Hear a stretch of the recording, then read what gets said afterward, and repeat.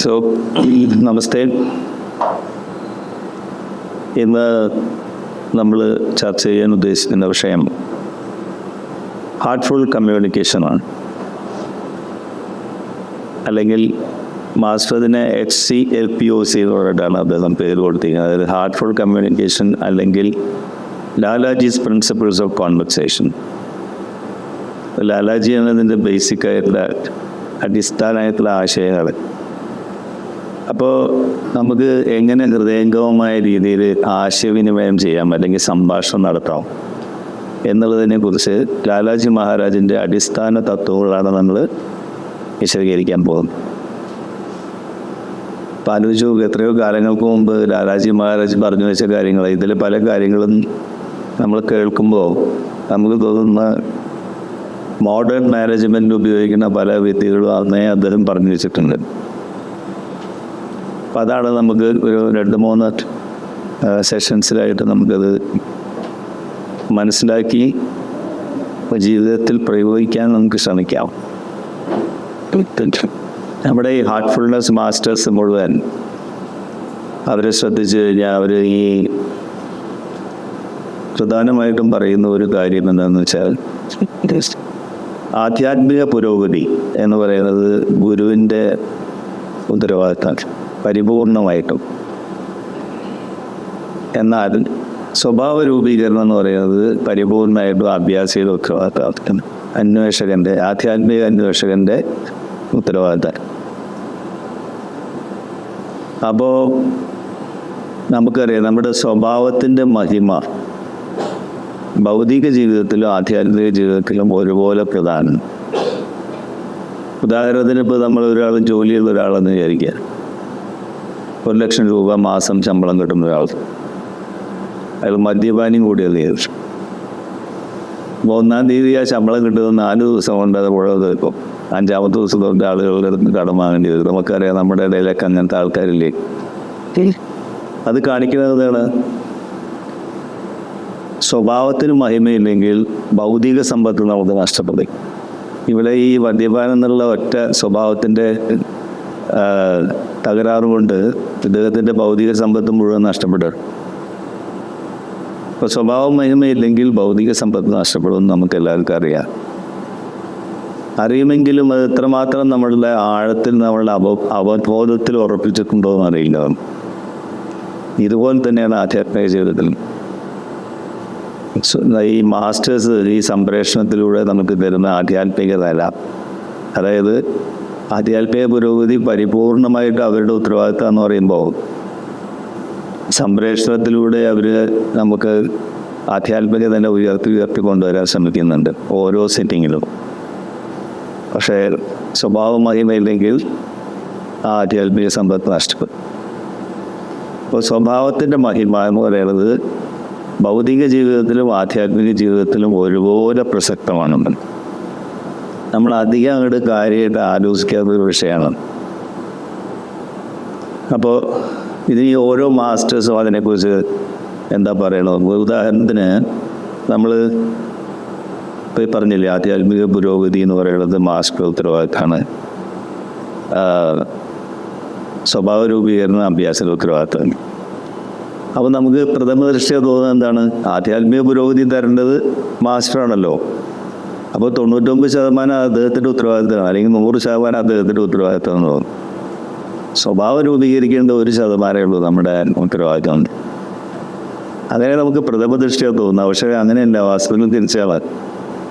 അതായത് 1 ലിറ്റർ പാലിൽ 1 തുള്ളി ഡ്രോപ്പ് പോയ്സൺ വീണാൽ മതി.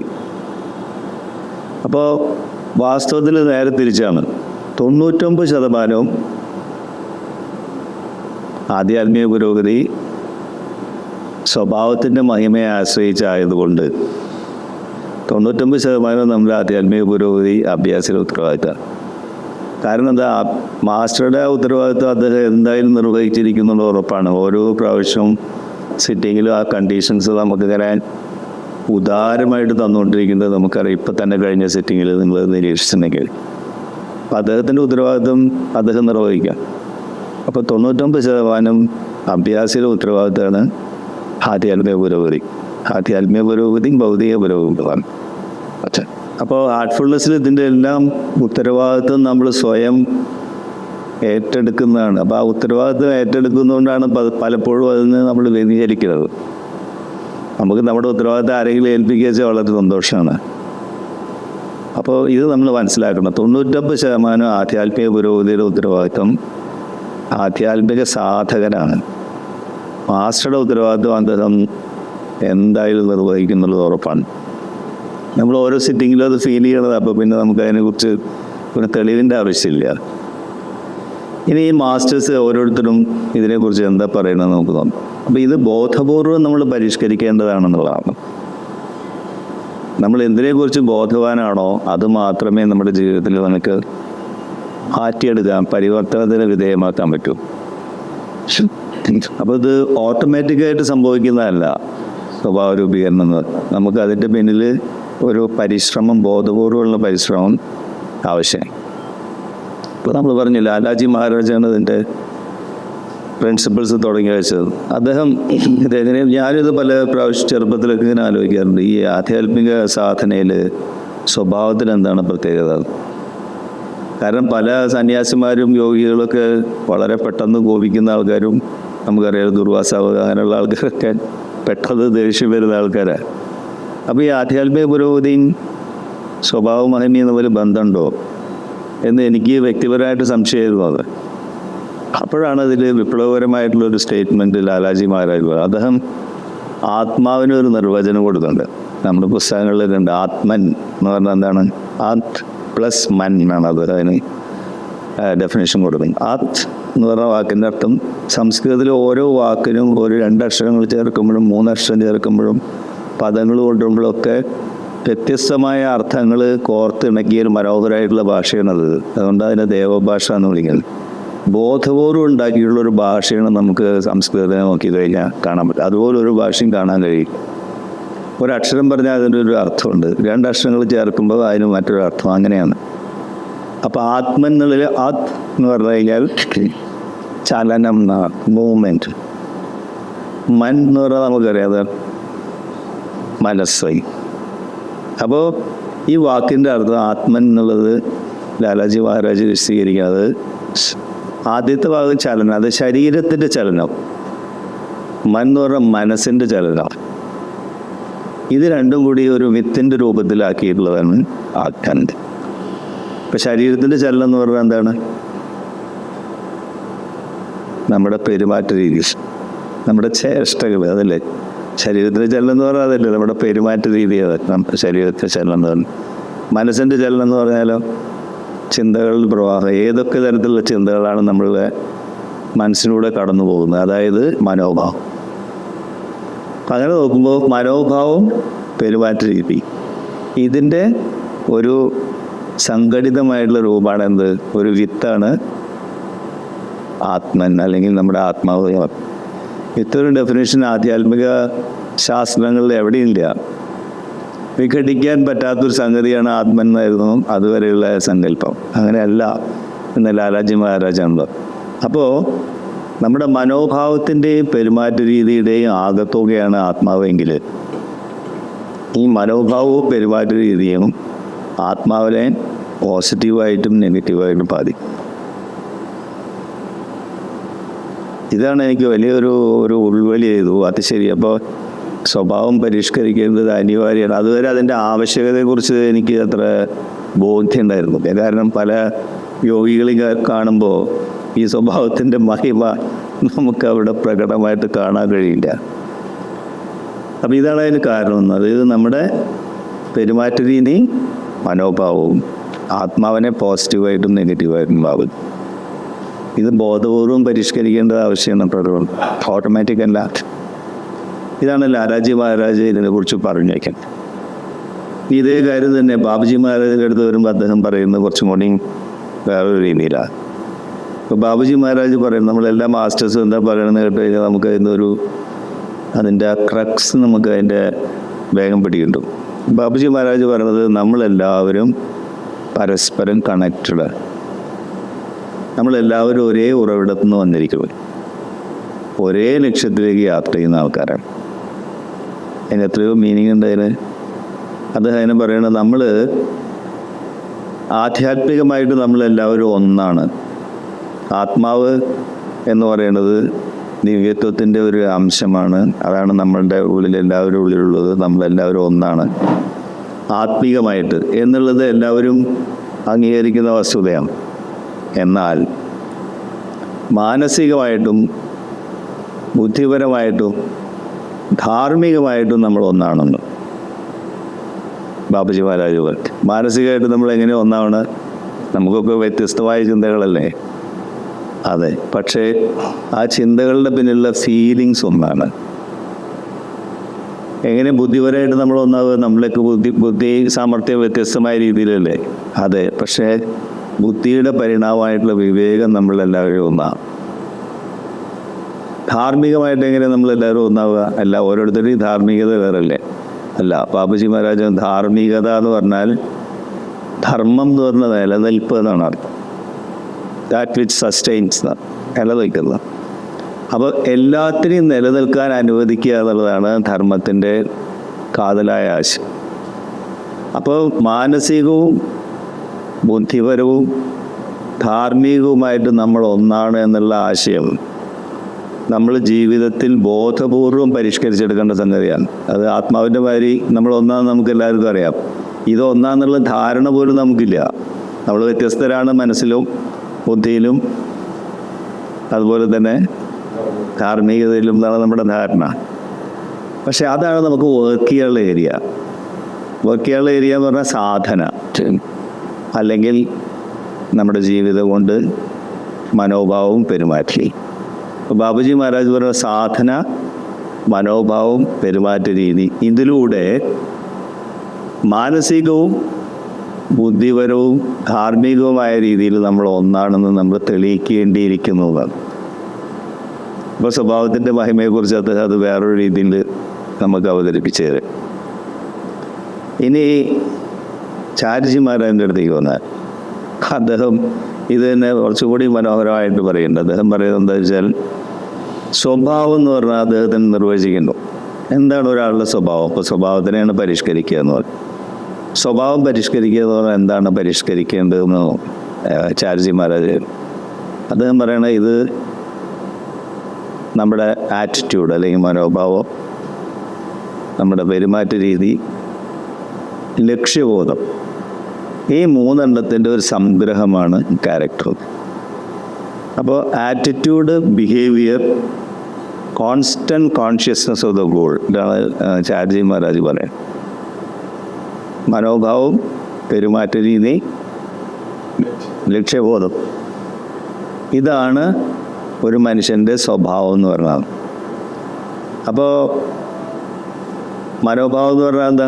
പോസിറ്റീവായിട്ടുള്ള മനോഭാവം, നെഗറ്റീവായിട്ടുള്ള മനോഭാവം. ഇതിലെല്ലാത്തിൻ്റെയും പോസിറ്റീവ് സെൻസ് നമ്മൾ കൺസോളിഡേറ്റ് ചെയ്യുകയും നെഗറ്റീവായിട്ടുള്ള സെൻസ് നമ്മൾ ഉപേക്ഷിക്കുകയും ചെയ്യുകയാണെങ്കിൽ ഒരു വ്യക്തിയെ സംബന്ധിച്ചിടത്തോളം സ്വഭാവത്തിന് മഹിമ ഉണ്ടാവുന്നതാണ് ചാരിജി മഹാരാജിൻ്റെ. മനോഭാവം പോസിറ്റീവ്, എല്ലാ കാര്യങ്ങളും നമ്മൾ കാണുമ്പോൾ അതിലെ പോസിറ്റീവായിട്ടുള്ള സംഗതി ബോധപൂർവ്വം നമ്മൾ ക്യാപ്ചർ ചെയ്യണം, അതൊരു ജീവിതത്തിൽ കൊണ്ടുവരണം. പെരുമാറ്റ രീതിയോ സോഫ്റ്റായിട്ട് സ്നേഹത്തോടെ പെരുമാറണം, റഫായിട്ട് ദേഷ്യത്തോടെയും പെരുമാറാം, അങ്ങനെയുള്ള ചാൻസ് ഉണ്ട്. അപ്പോൾ അതിലും പോസിറ്റീവ് നെഗറ്റീവ് സൈഡ് ഉണ്ട്. ഇപ്പോൾ പെരുമാറ്റത്തിൽ പോസിറ്റീവ് സൈഡ് എന്ന് പറഞ്ഞാൽ soft loving behaviour, negative side എന്ന് പറഞ്ഞാൽ ഹാർഷായിട്ട് ദേഷ്യത്തോടെ നമുക്ക് പെരുമാറും. അപ്പോൾ അതിലെ പോസിറ്റീവ് സൈഡ് നമ്മൾ എപ്പോഴും നമ്മൾ പെരുമാറുന്ന സമയത്ത് സോഫ്റ്റായിട്ടും സ്നേഹത്തോടെയും പെരുമാറാൻ ബോധപൂർവമായിട്ടുള്ള ശ്രമം ആവശ്യമാണ്. അതാണ് മനോഭാവത്തെക്കുറിച്ച് പറയാം. പെരുമാറ്റ രീതി, ലക്ഷ്യബോധം, എന്താണ് നമ്മുടെ ജീവിതത്തിൻ്റെ യഥാർത്ഥ ലക്ഷ്യം എന്ന് പറഞ്ഞാൽ സാക്ഷാത്കാരം. ഹാർട്ട്ഫുൾനെസ്സിൽ പറയുകയാണെങ്കിൽ ഗുരുവിൻ്റെ ബോധവുമായിട്ടുള്ള താതാത്മ്യം. ഈ ലക്ഷ്യബോധം എപ്പോഴും, അതായത് ആധ്യാത്മികവും ഭൗതികവുമായിട്ടുള്ള വ്യത്യാസമാണ്. അപ്പോൾ ആധ്യാത്മിക ലക്ഷ്യമാണ് മനുഷ്യൻ്റെ ലക്ഷ്യം, ഈശ്വര സാക്ഷാത്കാരാണ് മനുഷ്യൻ്റെ ലക്ഷ്യം എന്നുള്ള ബോധം. ബാക്കിയെല്ലാം അതിന് പുറകിലാണ് എന്നുള്ളത്, ആ ലക്ഷ്യബോധം നമ്മുടെ ഉള്ളിലുണ്ടെങ്കിൽ സ്വഭാവത്തിന് പരിവർത്തനം സംഭവിക്കുന്നത്.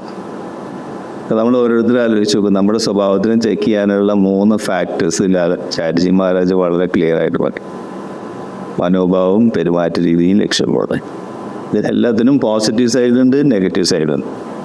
ആ പോസിറ്റീവ് സൈഡിനെ നമ്മൾ സാധനയിലൂടെയും മനോഭാവത്തിലൂടെയും പെരുമാറ്റ രീതിയിലൂടെയും പരിഷ്കരിച്ചെടുക്കേണ്ടതാണ്. അപ്പോൾ ആദ്യം അതിൻ്റെ പോസിറ്റീവ് സൈഡ് എന്താണെന്ന് നമ്മൾ മനസ്സിലാക്കണം. ഈ 3 അതാണ് ഇപ്പോൾ നമ്മൾ പറയുക. എന്താണ് ചാറ്റർജി മഹാരാജ് സ്വഭാവത്തിനെ കുറിച്ച് പറയും. ഇനി നമ്മൾ ഞാനത് ദാദാജി പറഞ്ഞു. ദാദാജി പറയുന്നതിന് മുമ്പ് നമ്മുടെ ഈ ഹാർട്ട്ഫുൾ കമ്മ്യൂണിക്കേഷൻ എന്ന് പറയുന്നത് മുമ്പ് ഒരു വെസ്റ്റേൺ സ്കോട്ട്ലൻഡുകാരനായിട്ടുള്ള ഒരു മാർഷൽ റോസൻബർഗ് എന്ന് പറഞ്ഞ ആളുണ്ട്. അതാണ് ഇതിനെ ഒരു ആധുനികമായിട്ടുള്ള മാനേജ്മെൻറ്റിൽ നമ്മുടെ കോൺവെർസേഷൻ എത്രമാത്രം ഇമ്പോർട്ടൻ്റ് ഉണ്ട്. അദ്ദേഹത്തിൻ്റെ കോൺവെർസേഷൻ ടെക്നിക്ക് NVC എന്ന് പറയാം, നോൺ വയലൻറ്റ് കമ്മ്യൂണിക്കേഷൻ. നിങ്ങൾ യൂട്യൂബിലൊക്കെ അടിച്ചു നോക്കിയാൽ മാർഷൽ റോസൻബർഗ് NVC എന്ന് അടിച്ചാൽ മുഴുവൻ വരും. നോൺ വയലൻറ്റ് കമ്മ്യൂണിക്കേഷൻ എന്ന് പറഞ്ഞാൽ അത് ഹാർട്ട്ഫുൾനെസ് കമ്മ്യൂണിക്കേഷനുമായിട്ട് വളരെ അടുത്ത് നിൽക്കുന്നത്. അപ്പം അതെങ്ങനെയാണെന്ന് വെച്ചാൽ അവിടെ ഈ മാർഷൽ റോസൻബർഗിൻ്റെ NVC എന്ന് പറയുന്ന ഓർഗനൈസേഷനിൽ നമ്മുടെ പല പ്രിസെപ്റ്റർമാരും ഉണ്ടായിരുന്നു. അങ്ങനത്തെ ഒരു സ്കോട്ട്ലൻഡിൽ നമ്മുടെ ഒരു പ്രിസെപ്റ്റർ ലിസ് കിങ്സ്റ്റോപ്പ് എന്ന് പറഞ്ഞിട്ട്, അവർ നമ്മുടെ ഹാർട്ട്ഫുൾനെസ്സിൻ്റെ പ്രിസെപ്റ്ററാണ്, NVCയിലെ ട്രെയിനറാണ്, നോൺ വയലൻറ്റ് കമ്മ്യൂണിക്കേഷൻ്റെ ട്രെയിനറാണ്. അപ്പോൾ അവരൊരിക്കൽ ദാജിനെ കാണാൻ വന്നപ്പോൾ ദാജിയുടെ ടേബിളിൻ്റെ മുമ്പിൽ ഒരു ബുക്ക് ഇരിക്കുന്നുണ്ടായിരുന്നു, non violent communication, Marshall Rosenberg. അപ്പോൾ ഇദ്ദേഹം ഈ പ്രിസെപ്റ്റർക്ക്, ഈ സിസ്റ്റർക്ക് ഇത് കണ്ടപ്പോൾ വലിയ കൗതുകം തോന്നി. അപ്പോൾ പറഞ്ഞു ദാജിയോട്, ഞാൻ ഈ മാർഷൽ റോസൻബർഗിൻ്റെ നേരിട്ട്, ഇപ്പോൾ അദ്ദേഹം ഇല്ലേ, മരിച്ചുപോയി മാർഷൽ റോസൻബർഗ്, കുറച്ച് വർഷങ്ങളായി അദ്ദേഹം മരിച്ചിട്ട്. അപ്പോൾ അദ്ദേഹത്തിൻ്റെ ഇൻസ്റ്റിറ്റ്യൂട്ടിലെ ട്രെയിനറാണ് ഈ നോൺ വയലൻറ്റ് കമ്മ്യൂണിക്കേഷൻ്റെ ട്രെയിനറാണ്.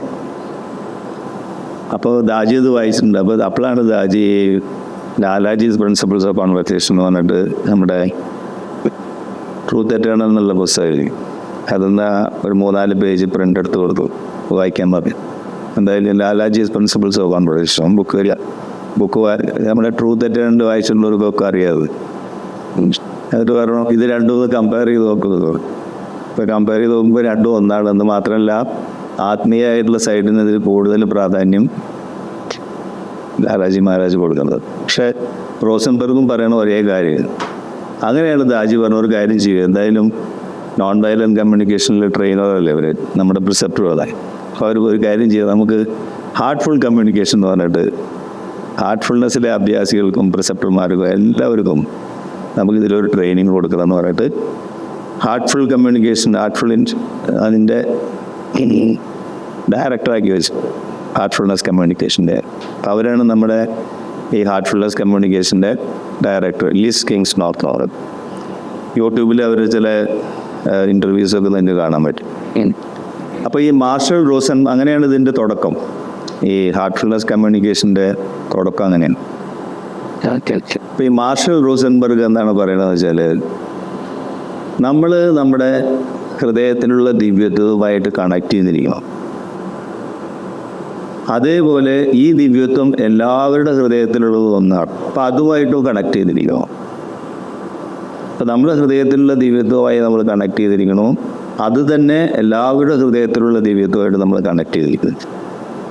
അങ്ങനെ വരുന്ന സമയത്ത് നമ്മളുടെ സംഭാഷണ രീതിയിൽ മറ്റുള്ള ആൾക്കാരെ വെൽഫെയറും ഹാപ്പിനെസ്സും ആയിരിക്കും പ്രധാനമായിട്ടും പ്രകടമാക്കുന്നത്.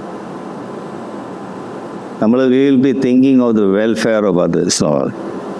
എങ്ങനെ? When we are connected with the divinity within and the divinity with all others, we will be always thinking of the welfare of all of us. Welfare and happiness, അങ്ങനെയാണ് നമ്മുടെ സംസാരത്തിൽ വരുന്നത്. അപ്പോൾ ഒരാൾ സംസാരിക്കുമ്പോൾ ആ സംസാരിക്കുക ആരാത് കേൾക്കണം, അദ്ദേഹത്തിൻ്റെ വെൽഫെയറും ഹാപ്പിനെസ്സുമാണ് നമ്മുടെ ഹൃദയത്തിലുള്ളതെങ്കിൽ ഓട്ടോമാറ്റിക്കായിട്ട് സംസാര രീതി അങ്ങനെയായി മാറിയും. ഇതാണ് മാർഷൽ റോസൻബർഗിൻ്റെ ബേസിക് ഐഡിയ. നിങ്ങൾ യൂട്യൂബിൽ മാർഷൽ റോസൻബർഗ് എന്ന് അടിച്ചാൽ അദ്ദേഹത്തിൻ്റെ വീഡിയോസ് കാണാം. അദ്ദേഹം വരുമ്പോൾ തന്നെ ഒരു കയ്യിലൊരു ജിറാഫിൻ്റെ മുഖം ഇങ്ങനെ ഇട്ടുണ്ടാവും, ഒരു ഓറമാരി. മറ്റേ കയ്യിൽ ഒരു കുറുക്കൻ്റെ ഒരു തല അതിങ്ങനെ മറ്റേ കയ്യിലോട്ടുണ്ടാവും. ഒരു കയ്യിൽ ജിറാഫും ഒരു കയ്യിൽ കുറുക്കൻ. അപ്പോൾ ജിറാഫ് വളരെ സബ്മിസീവായിട്ടുള്ള ക്യാരക്ടർ, കുറുക്കൻ കുറച്ച് അഗ്രസീവായിട്ടുള്ള ക്യാരക്ടർ. അപ്പോൾ ഇങ്ങനെ സംസാരിക്കുമ്പോൾ ഇതിങ്ങനെ കാണിക്കുന്നത് നല്ല രസമായിട്ട് പ്രസൻറ്റ് ചെയ്യുന്നത്. അതിൻ്റെ ഈ വയലൻ്റായിട്ട് എങ്ങനെ കമ്മ്യൂണിക്കേറ്റ് ചെയ്യാം, നോൺ വയലൻ്റായിട്ട് എങ്ങനെ കമ്മ്യൂണിക്കേറ്റ്. അപ്പോൾ അദ്ദേഹത്തിൻ്റെ ബുക്സൊക്കെ നോക്കി അടിസ്ഥാനമായിട്ടുള്ള ഐഡിയ ഇതാണ്. നമ്മളെ ഹൃദയത്തിലുള്ള ദിവ്യത്വവുമായി നമ്മൾ കണക്ട് ചെയ്തിട്ടുണ്ട്. അതേ ദിവ്യത്വവുമായി നമ്മളെല്ലാവരും കണക്ട് ചെയ്തിട്ടുണ്ടെങ്കിൽ, അതുകൊണ്ടാണ് നമ്മളിപ്പോൾ എല്ലാ ഹാർട്ട്ഫുൾനെസ് പ്രോഗ്രാംസിനും നമ്മൾ ചെയ്യാതാണ്, പ്രോഗ്രാം തുടങ്ങുന്നതിൻ്റെ മുമ്പ് നമുക്കൊന്ന് സെൻറ്റർ ചെയ്യാമെന്ന് പറയാറില്ലേ. സെൻറ്റർ ചെയ്യാന്ന് പറഞ്ഞാൽ നമ്മുടെ എല്ലാവരുടെ ഹൃദയത്തിലുള്ള മാസ്റ്ററുമായിട്ട് നമ്മൾ കണക്ട് ചെയ്യും. നമ്മൾ ആദ്യം നമ്മുടെ ഹൃദയത്തിലെ മാസ്റ്ററായിട്ട് നമ്മൾ കണക്ട് ചെയ്യും. എല്ലാവരുടെ ഹൃദയത്തിൽ അതേ രണ്ടാമത്തെ സ്റ്റേജിൽ എല്ലാവരുടെ ഹൃദയമായിട്ട് നമ്മൾ കണക്ട് ചെയ്യുന്നു. കാരണം അവിടെയും മാസ്റ്ററാണ് പ്രസൻ്റ് ആയിരിക്കും. അപ്പോൾ നമ്മൾ സംസാരിക്കാനോ കേൾക്കാനോ തയ്യാറായി മാറും. അതിനുശേഷം നമ്മൾ എന്നിട്ട് ഒരു പ്രെയർ ചെയ്യും. നമ്മൾ ഈ മീറ്റിംഗ് വളരെ പോസിറ്റീവായിട്ട് അത് എന്താണ് അതിൽ യഥാർത്ഥത്തിൽ സംഭവിക്കേണ്ടത്, അതിൻ്റെ ഔട്ട്കം അങ്ങനെ സംഭവിക്കട്ടെ എന്ന് പ്രെയർഫുള്ളായിട്ട് ഇരുന്നിട്ടാണ് നമ്മളിപ്പോൾ എല്ലാ ഹാർട്ട്ഫുൾനെസ് മീറ്റിങ്ങുകളും തുടങ്ങാം. അതിൻ്റെ ഉദ്ദേശം ഇതാണ്. അതായത് ഹാർട്ട്ഫുൾ കമ്മ്യൂണിക്കേഷൻ്റെ ബേസിക് ആയിട്ടുള്ള സീഡ് അതിലിടാൻ വേണ്ടിയിട്ടാണ് മാസ്റ്റർ അങ്ങനെ തുടങ്ങുന്നത്. അപ്പോൾ നമ്മളെല്ലാവരും ഇനി പ്രോഗ്രാംസ് തുടങ്ങുമ്പോഴും നമ്മുടെ ജീവിതത്തിലും ഇതായിരിക്കണം അതിൻ്റെ ബേസിക്കായിട്ട് സെൻറ്റർ ചെയ്യുക എന്ന് പറഞ്ഞതാണ്. നമ്മളെല്ലാ മീറ്റിങ്ങും ഇപ്പം അങ്ങനെ സെൻറ്റർ ചെയ്തതിൻ്റെ ശേഷം, അപ്പോൾ സെൻറ്റർ ചെയ്യുക എന്ന് പറഞ്ഞാൽ നമുക്കറിയാം ഇതാ ചെയ്യേണ്ടത്. നമ്മുടെ ഹൃദയത്തിലെ മാസ്റ്ററായിട്ട് ആദ്യം കണക്ട് ചെയ്യും, എല്ലാവരുടെ ഹൃദയത്തിലുള്ള മാസ്റ്ററായിട്ട് കണക്ട് ചെയ്യും. ദെൻ നമ്മൾ ആശയവിനിമയത്തിന് റെഡി ചെയ്യുക. അങ്ങനെ ഇതാണ് മാർഷൽ റോസൻബർഗ് പറയുന്നത്. ഇനി ഇതൊക്കെ ആലോചിച്ച് നോക്കി, നമ്മുടെ ഹാർട്ട്ഫുൾനെസ് തുടങ്ങി വെച്ചത് എവിടുന്നാണ്? ഇതിൻ്റെ അടിസ്ഥാനമായിട്ടുള്ള ഗ്രന്ഥം എന്താണ്? ഈ പതഞ്ജലി മഹർഷിയുടെ പതഞ്ജലിയുടെ പുനർജന്മമാണ് ബാബുജി മഹാരാജ് എന്ന് വിശ്വസിക്കുന്നു. പതഞ്ജലി മഹർഷിയുടെ തുടങ്ങി വെച്ചത് യോഗസൂത്രങ്ങൾ, അഷ്ടാംഗ യോഗമാണ്. അത് ഈ കാര്യത്തെക്കുറിച്ച് പറയുന്നുണ്ട് വളരെ വിശദമായിട്ട്. അപ്പോൾ നമ്മുടെ മുത്തശ്ശൻ തന്നെ ഈ കാര്യങ്ങൾ പറഞ്ഞുകൊണ്ടിരിക്കുന്നുണ്ട്. പതഞ്ജലി മഹർഷി പറയണത് എന്താണെന്ന് വെച്ചാൽ, അദ്ദേഹം പലതരത്തിൽ അദ്ദേഹത്തിൻ്റെ ഈ അഷ്ടാംഗ യോഗ എന്നുള്ള പുസ്തകത്തിൽ പല പാദങ്ങൾ 4 ചാപ്റ്ററായിട്ട് തിരിച്ചിട്ടുണ്ട്. അതിൽ ഒരെണ്ണം സമാധി പാദം എന്നാണ്. പലതരത്തിലുള്ള സമാധികളെ കുറിച്ച് അദ്ദേഹം പറയുന്നു വിശദീകരിക്കും. അപ്പം അതിലൊന്ന് നിർവികൽപ്പ സമാധി, സവികൽപ്പ സമാധി എന്നൊക്കെ പറയുന്ന ഒരു ഭാഗമാണ്. അവിടെ അദ്ദേഹം പറയുന്നത്, ഇപ്പോൾ നമ്മൾ സമാധി എന്ന് പറഞ്ഞാൽ ബോധത്തിൻ്റെ സമനിലാഭം, അത് നമ്മളിപ്പോൾ പറയുന്ന അതേ മീനിങ്ങിൽ തന്നെയാണ്. അപ്പോൾ നമ്മളിപ്പോൾ ആന എന്നുള്ളൊരു ശബ്ദം കേട്ടു നോക്കിയാൽ, ആന ഒരാൾ പറഞ്ഞു, അപ്പോൾ ഉടനെ തന്നെ നമ്മുടെ ഉള്ളിൽ എന്താണ്ടാവുക? ആനയുടെ ഒരു രൂപം ഫോം ചെയ്യും അല്ലേ? ആനേനെ പേടിയാണെങ്കിലോ ഭയം ഉണ്ടാവും ഉള്ളിൽ. അപ്പോൾ ഒരൊറ്റ വാക്ക് കേട്ടപ്പോൾ നമ്മുടെ ഉള്ളിൽ ഒരു രൂപം ഉണ്ടായി, ഒരു ഭാവം ഉണ്ടായി. ഇമ്മീഡിയറ്റ് ആയിട്ട് നമ്മൾ കേട്ടത് ശബ്ദം മാത്രമാണ്. അപ്പോൾ പതഞ്ജലി മഹർഷി പറയണത്, അതായത് ശബ്ദത്തിന് രൂപം ഭാവം എന്ന് പറഞ്ഞാൽ എന്താ? സൃഷ്ടി ചെയ്യാനുള്ള കഴിവുണ്ട്. അപ്പം ശബ്ദത്തിന് സൃഷ്ടി ചെയ്യാനുള്ള കഴിവുണ്ട്. ഉദാഹരണത്തിന് അദ്ദേഹം പറഞ്ഞു. അപ്പം ഇന്ന് നമ്മളെന്താ മനസ്സിലാക്കേണ്ടത്? ശബ്ദത്തിന് സൃഷ്ടി ചെയ്യാനുള്ള കഴിവുണ്ട്. ആയിക്കോട്ടെ, നമ്മൾ പറയുന്ന ഓരോ വാക്കുകൾക്കും അതിൻ്റെ പിന്നിലെ ഓരോ രൂപമുണ്ട്, ഭാവമുണ്ട്. അത് ആരുടെ ഉള്ളിലെ ഫോം ചെയ്യുക? ആരാണോ അത് കേൾക്കുന്ന ആ ആളുടെ ഉള്ളിൽ ഒരു രൂപം ഫോം ചെയ്യും, ഒരു ഭാവം ഫോം ചെയ്യും. അപ്പോൾ നമ്മൾ ആലോചിക്കണം, നമ്മൾ പറയുന്ന ഒരു വാക്ക് കേൾക്കണ ആളുടെ ഉള്ളിൽ രൂപം ഭാവം ഉണ്ടാക്കുന്നുണ്ട്. അപ്പോൾ എത്രമാത്രം ഹിതകരമായ രീതിയിൽ ഒരു രൂപം ഭാവം ഉണ്ടാക്കണം എന്നുള്ളത് ആലോചിച്ചിട്ട് വേണ്ടേ നമ്മൾ ആ പദം പ്രയോഗിക്കാറുണ്ട്. ആലോചിച്ച് പതഞ്ജലി മഹർഷി അത്രയും അതിനെ ആഴത്തിൽ പറയുന്നുണ്ട്. സൃഷ്ടിയോട് ബന്ധപ്പെടുത്തിയിട്ട് വാക്കുകൾക്ക് സൃഷ്ടി ചെയ്യാൻ കഴിയും. അങ്ങനെയാണ് മഹാപ്രളയത്തിന് ശേഷം ഓംകാരം എന്നുള്ള ശബ്ദത്തിൽ നിന്നാണ് പിന്നീട് സൃഷ്ടികൾ വീണ്ടും ഉണർത്തിയെടുക്കുന്നത് എല്ലാം. അത് ശബ്ദം കൊണ്ട് രൂപവും ഭാവവും സൃഷ്ടിക്കുക. ഇനി അതിനാണ് അദ്ദേഹം സവികൽപ്പ സമാധി എന്ന് പറയാം. വികല്പം എന്ന് പറഞ്ഞാൽ ഒരു രൂപം എന്നുള്ളത്. അപ്പോൾ ഇനി നിർവിചാര സമാധി എന്ന് പറയുന്നത് നമ്മൾ ഒരിക്കൽ പറയുന്നുണ്ടായിട്ടുണ്ട്. നിർവിചാര സമാധി എന്ന് പറയുന്നത് എന്താണ്?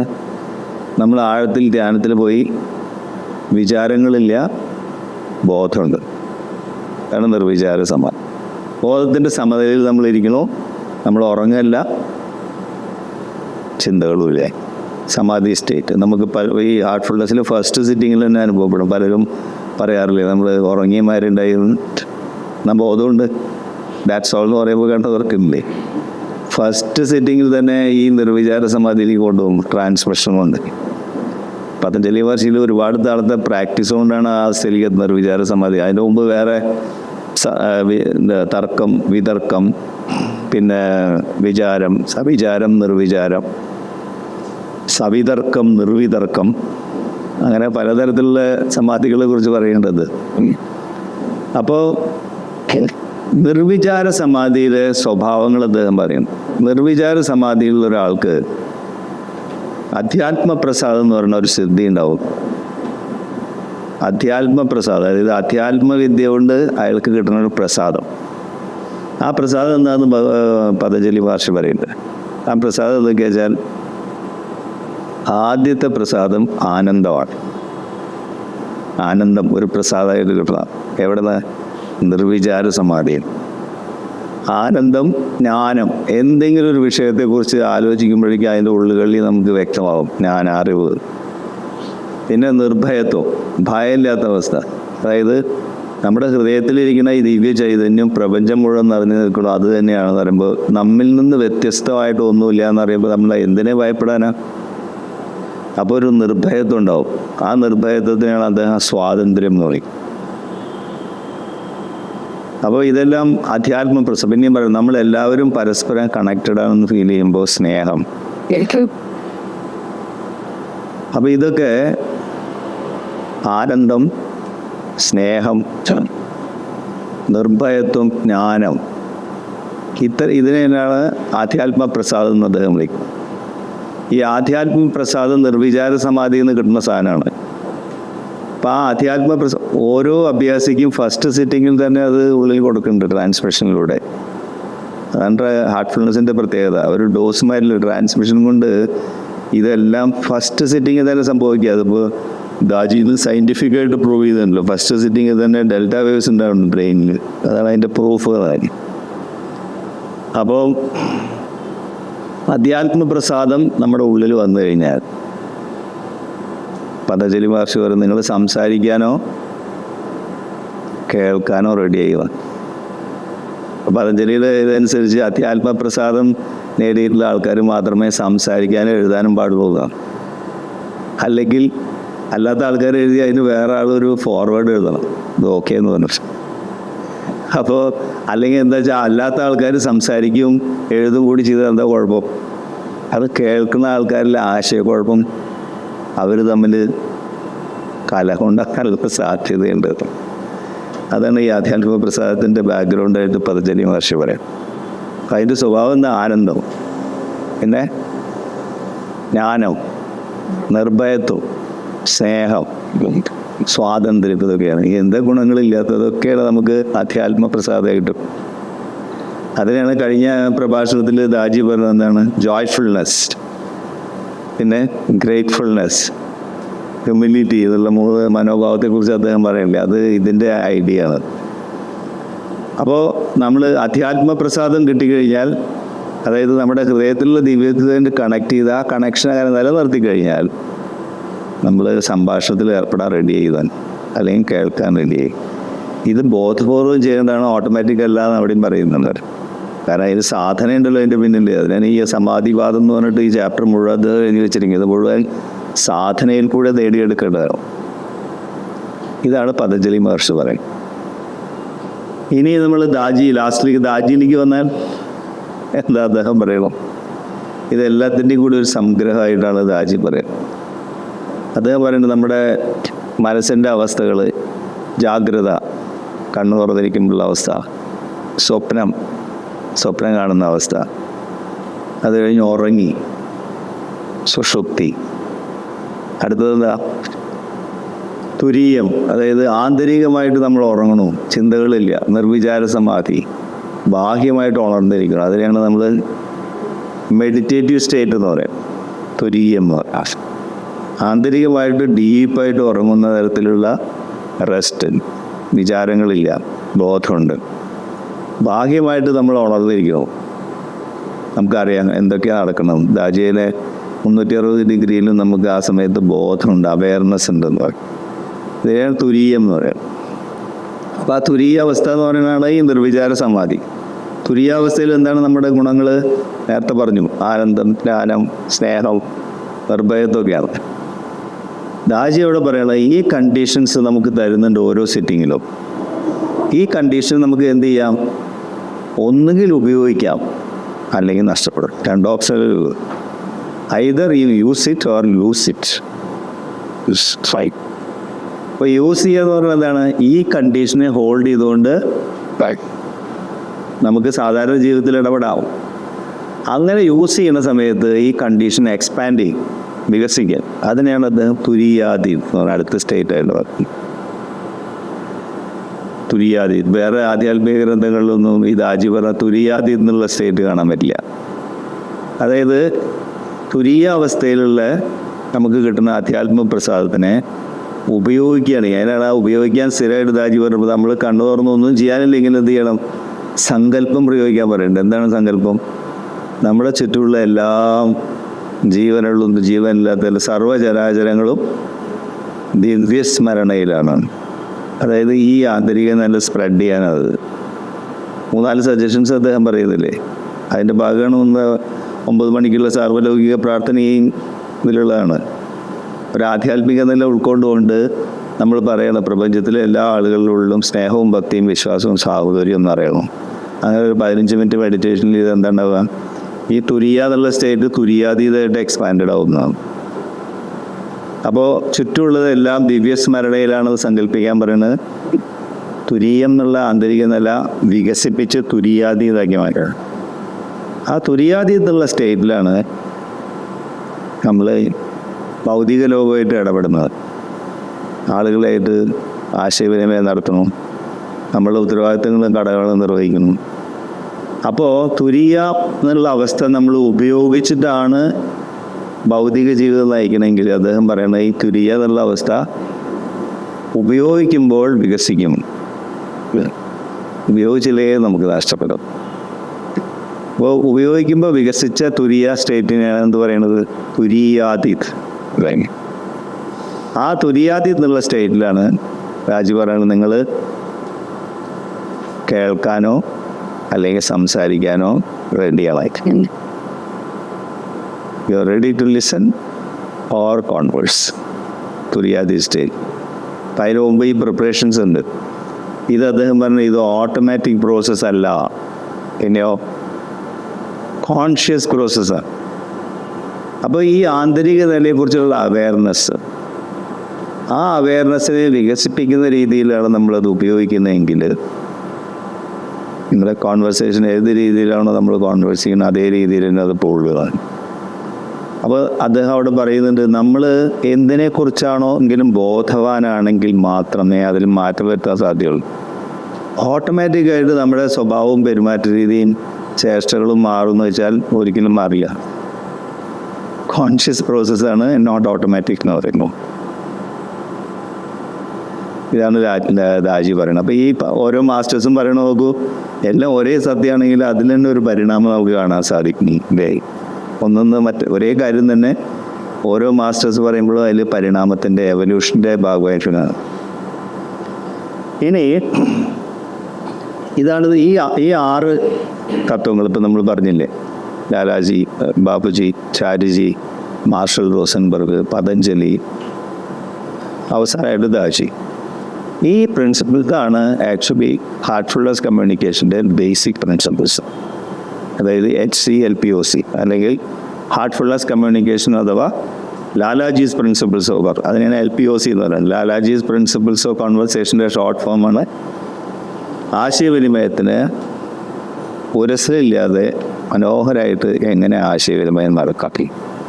മറ്റൊരർത്ഥത്തിൽ പറഞ്ഞാൽ നമ്മുടെ ആന്തരിക സൗന്ദര്യവും എങ്ങനെ പ്രകടമാക്കാം സംഭാഷണത്തിലൂടെ. ആന്തരിക വൈകല്യവും നമുക്ക് പ്രകടമാക്കാൻ പറ്റും. അപ്പോൾ എല്ലാവർക്കും ആന്തരിക സൗന്ദര്യമുണ്ട്, കാരണം ആത്മാവല്ലത്. ആ ആന്തരിക സൗന്ദര്യം പ്രകടമാക്കുന്ന രീതിയിലാണ് നമ്മൾ ആശയവിനിമയം നടത്തുക. ഇതാണ് ഇതിൻ്റെ ബേസിക് പ്രിൻസിപ്പിൾ. ഇനി ഇതിൻ്റെ പ്രായോഗികമായിട്ട് നമ്മളിത് എങ്ങനെയാണ് നമുക്ക് നോക്കാം. എങ്ങനെയാണ് നമുക്ക് ഓരോരോ കാര്യങ്ങളായിട്ട് ജീവിതത്തിൽ പ്രായോഗികമാക്കുന്നത് എങ്ങനെയാണെന്ന് നോക്കാം, എങ്ങനെ അത് ഉപയോഗിക്കാം. അപ്പോൾ നമ്മൾ ദാജി പറയുകയെന്ന് വെച്ചാൽ നമ്മളിപ്പോൾ ഹാർട്ട്ഫുൾനെസ്സിൽ നമ്മൾ എന്താ പറയുന്നത്, നമ്മുടെ ബോധത്തിനെ വികസിപ്പിക്കുക എന്ന് പറയും അല്ലേ. എപ്പോഴും നമ്മുടെ ബോധം പരിണമിക്കുന്നു, ഉന്നതമായിട്ടുള്ള ബോധമായിട്ട് മാറുകയാണ് നമ്മൾ ചെയ്യുക ഓരോ പ്രാവശ്യം. അതിനുവേണ്ടി നമ്മൾ എന്താ ഉപയോഗിക്കുന്നത്, മെഡിറ്റേഷൻ, ക്ലീനിങ്, പ്രെയർ. ബേസിക്കായിട്ട് 3 പ്രാക്ടീസസ് ഉപയോഗിച്ച് നമ്മുടെ കോൺഷ്യസ്നെസ്സിനെ എക്സ്പാൻഡ് ചെയ്യണം, അല്ലെങ്കിൽ ബോധത്തിനെ വികസിപ്പിക്കും. അപ്പോൾ ഉന്നതമായിട്ടുള്ള ബോധം നമുക്കുണ്ട് ആ പ്രാക്ടീസിൻ്റെ സമയത്ത്. സ്വാഭാവികമായിട്ടും ട്രാൻസ്മിഷനും കൊണ്ട് ആ സംഗതി സംഭവിക്കുന്നുണ്ട്. കാരണം എന്താ, മാസ്റ്റേഴ്സിൻ്റെ ഭാഗത്തുള്ളത് തീർച്ചയായിട്ടും അവരത് ചെയ്തിട്ടുണ്ടാവുമെന്ന് ഉറപ്പാണ്. നമുക്ക് ഫീൽ ചെയ്യുന്നതാണ് ഓരോ സിറ്റിങ്ങിലും. ഇത് 2 മണിക്കൂറേ ഉള്ളൂ എല്ലാം കൂടി. 1 മണിക്കൂർ മെഡിറ്റേഷൻ, 1/2 മണിക്കൂർ ക്ലീനിങ്, പ്രെയർ, എല്ലാം കൂടി ഒരു 2 മണിക്കൂർ കഷ്ടി 2 മണിക്കൂർ താഴെ എടുക്കും. ബാക്കി 24 മണിക്കൂറിൽ 22 മണിക്കൂർ നമ്മൾ എന്താ ചെയ്യണം? അവിടെയാണ് ഈ കണ്ടീഷനെ ഉപയോഗിച്ചാൽ വികസിക്കും, ഉപയോഗിച്ചില്ലെങ്കിൽ നശിച്ചു പോകുന്നത്. തുരിയാത്ത് ഇത് അവിടെ വരാതെ. അപ്പോൾ ആ ബാക്കിയുള്ള സമയം നമ്മളത് എങ്ങനെ ഉപയോഗിക്കുന്നു എന്നുള്ളത് വളരെ പ്രസക്തം. അപ്പം അതുകൊണ്ട് അദ്ദേഹം പറയുന്നു, നമ്മുടെ ആശയവിനിമയം നമ്മുടെ ജീവിതത്തിൻ്റെ എല്ലാ മേഖലകളിലും ഒരു പ്രഭാവം ഉണ്ടാക്കാനുള്ള സാധ്യത വളരെയധികം ഉണ്ടെന്ന് നമ്മൾ മനസ്സിലാക്കും. അതാണ് ആദ്യത്തെ അവയർനെസ്. നമ്മുടെ ജീവിതത്തിൻ്റെ ഗുണനിലവാരം എന്ന് പറയുന്നത് എന്താണ്? നമ്മുടെ ആശയവിനിമയത്തിൻ്റെ ഗുണനിലവാരം. അതായത് ഈ ആന്തരിക സൗന്ദര്യം എത്രമാത്രം നമ്മൾ നമ്മുടെ മനോഭാവത്തിലും പെരുമാറ്റ രീതിയിലും കാണിക്കും, നമ്മുടെ ചേഷ്ടകളിലും വാക്കുകളിലും പ്രകടമാക്കുന്നു എന്നുള്ളതാണ് നമ്മുടെ സ്വഭാവത്തിൽ ജീവിതത്തിൻ്റെ മഹത്വം എന്ന് പറയും. വേറെ അർത്ഥം പറഞ്ഞാൽ ജീവിതത്തിൻ്റെ മഹത്വം എന്ന് പറഞ്ഞാൽ ആശയവിനിമയം അല്ലെങ്കിൽ സംഭാഷണത്തിൻ്റെ മഹത്വമാണ്. അപ്പം ഇത് കോവിഡ് കാലത്ത് ആണ് രാജീവ് വാസുദേവ് ഇൻട്രൊഡ്യൂസ് ചെയ്ത് ആദ്യമായിട്ട്. കോവിഡ് തുടങ്ങിയ സമയത്ത് സൺഡേ സത്സംഗങ്ങളൊക്കെ തുടങ്ങിയില്ല അദ്ദേഹം റിമോട്ടായിട്ട്. അപ്പോഴാണ് ഈ ഹാർട്ട്ഫുൾനെസ് കമ്മ്യൂണിക്കേഷനെ കുറിച്ച് അദ്ദേഹം പറയാൻ തുടങ്ങിയത്. കാരണം എന്താ, കോവിഡ് സമയത്ത് നമ്മൾ സ്ഥിതി എന്താ, ഒരേ വീട്ടിൽ ഒരേ ആൾക്കാരുടെ കൂടെ 1-2 മാസം ഇങ്ങനെ ഇരിക്കുക മിണ്ടാണ്ട് അല്ലേ. ഒരു ചെറിയ പ്രശ്നം ഉണ്ടായാൽ മതി, വലിയൊരു പ്രഷർ കുക്കർ പൊട്ടിത്തെറിക്കണം, പോലെ പൊട്ടിത്തെറിക്കാൻ. ഒരേ ആൾക്കാരായിട്ട് 24 മണിക്കൂർ നമ്മൾ ഇടപെട്ടുകൊണ്ടിരിക്കണമല്ലേ. നമുക്കൊക്കെ അനുഭവമുള്ള അത്രയും അനുഭവിച്ചതാണ്. കറക്റ്റ്. അപ്പോൾ പ്രഷർ കുക്കറിൽ ഇട്ട മാതിരിയാ, വേറെ പുറത്തേക്ക് പോകാൻ പറ്റില്ലല്ലോ. വേറെ ചില ആൾക്കാരോ ഒറ്റയ്ക്ക് വീട്ടിൽ. അപ്പോൾ എന്ത് ചെയ്യും? അപ്പോൾ അവർക്ക് ആകെ കൂടി ആശയവിനിമയത്തിൽ ഉപയോഗിക്കാവുന്നത് സാങ്കേതിക വിദ്യ മാത്രം. ഒരു ഭാഗത്ത് ആൾക്കാർ ഒറ്റയ്ക്കായിട്ടുള്ള പ്രശ്നങ്ങളും അവർ സാങ്കേതിക വിദ്യ ഉപയോഗിച്ച് ആശയവിനിമയം നടത്തണം. മറ്റേ ഭാഗത്ത് ചുറ്റുപാട് ആൾക്കാരുണ്ട്, അവരോട് ആശയവിനിമയം നടത്തുന്ന സമയത്ത് പ്രഷർ കുക്കറുമാരി പൊട്ടിത്തെറിക്കാൻ സാധിക്കും. അപ്പം ആ സമയത്താണ് അദ്ദേഹം ഇത് ഇൻട്രൊഡ്യൂസ് ചെയ്തത്. എന്തുകൊണ്ടായിരിക്കാം? ആശയവിനിമയം എന്നുള്ളത് ജീവിതത്തിൻ്റെ ഗുണനിലവാരത്തിൻ്റെ അടിസ്ഥാന ആശയമാണെന്ന് അദ്ദേഹം ആലോചിച്ചുകൊണ്ടാണ് ആ സമയത്ത് HCLPOC അദ്ദേഹം ഇൻട്രൊഡ്യൂസ് ചെയ്തത്. ഹാർട്ട്ഫുൾ കമ്മ്യൂണിക്കേഷൻ അഥവാ ലാലാജീസ് പ്രിൻസിപ്പിൾസ് ഓഫ് കോൺവെർസേഷൻ. എന്നിട്ട് അദ്ദേഹം പറയാൻ, ലാലാജി മഹാരാജിനെ കുറിച്ച് പറയണതാ, നമ്മുടെ മനസ്സിൻ്റെ സമനില എന്ന് പറയുന്നത് നമ്മുടെ മനോഭാവത്തിൻ്റെ പ്രകടനമാണ്. നമ്മുടെ മനസ്സ് സമനിലയിലാണെങ്കിൽ നമ്മുടെ മനോഭാവത്തിൻ്റെ അത് പ്രകടമാവും. മനോഭാവം നെഗറ്റീവാണ്. അതിൻ്റെ അർത്ഥം എന്താണ്? തിരിച്ചെടുത്താൽ മനസ്സിന് സമനിലയില്ല. മനോഭാവം എന്ന് പറയുന്നത് എന്താണ്? അതാണ് സ്വഭാവം എന്ന് പറയുന്നത്. അപ്പം മനസ്സിൻ്റെ സമനിലയാണ് നമ്മുടെ മനോഭാവമായിട്ടും ആറ്റിറ്റ്യൂഡായിട്ടും ക്യാരക്ടറായിട്ടും പ്രതിഫലിക്കുന്നത്, സ്വഭാവമായിട്ടും പ്രതിഫലിക്കും. മനസ്സിൻ്റെ സമനിലയ്ക്ക് നമ്മൾ എന്ത് ചെയ്യണം?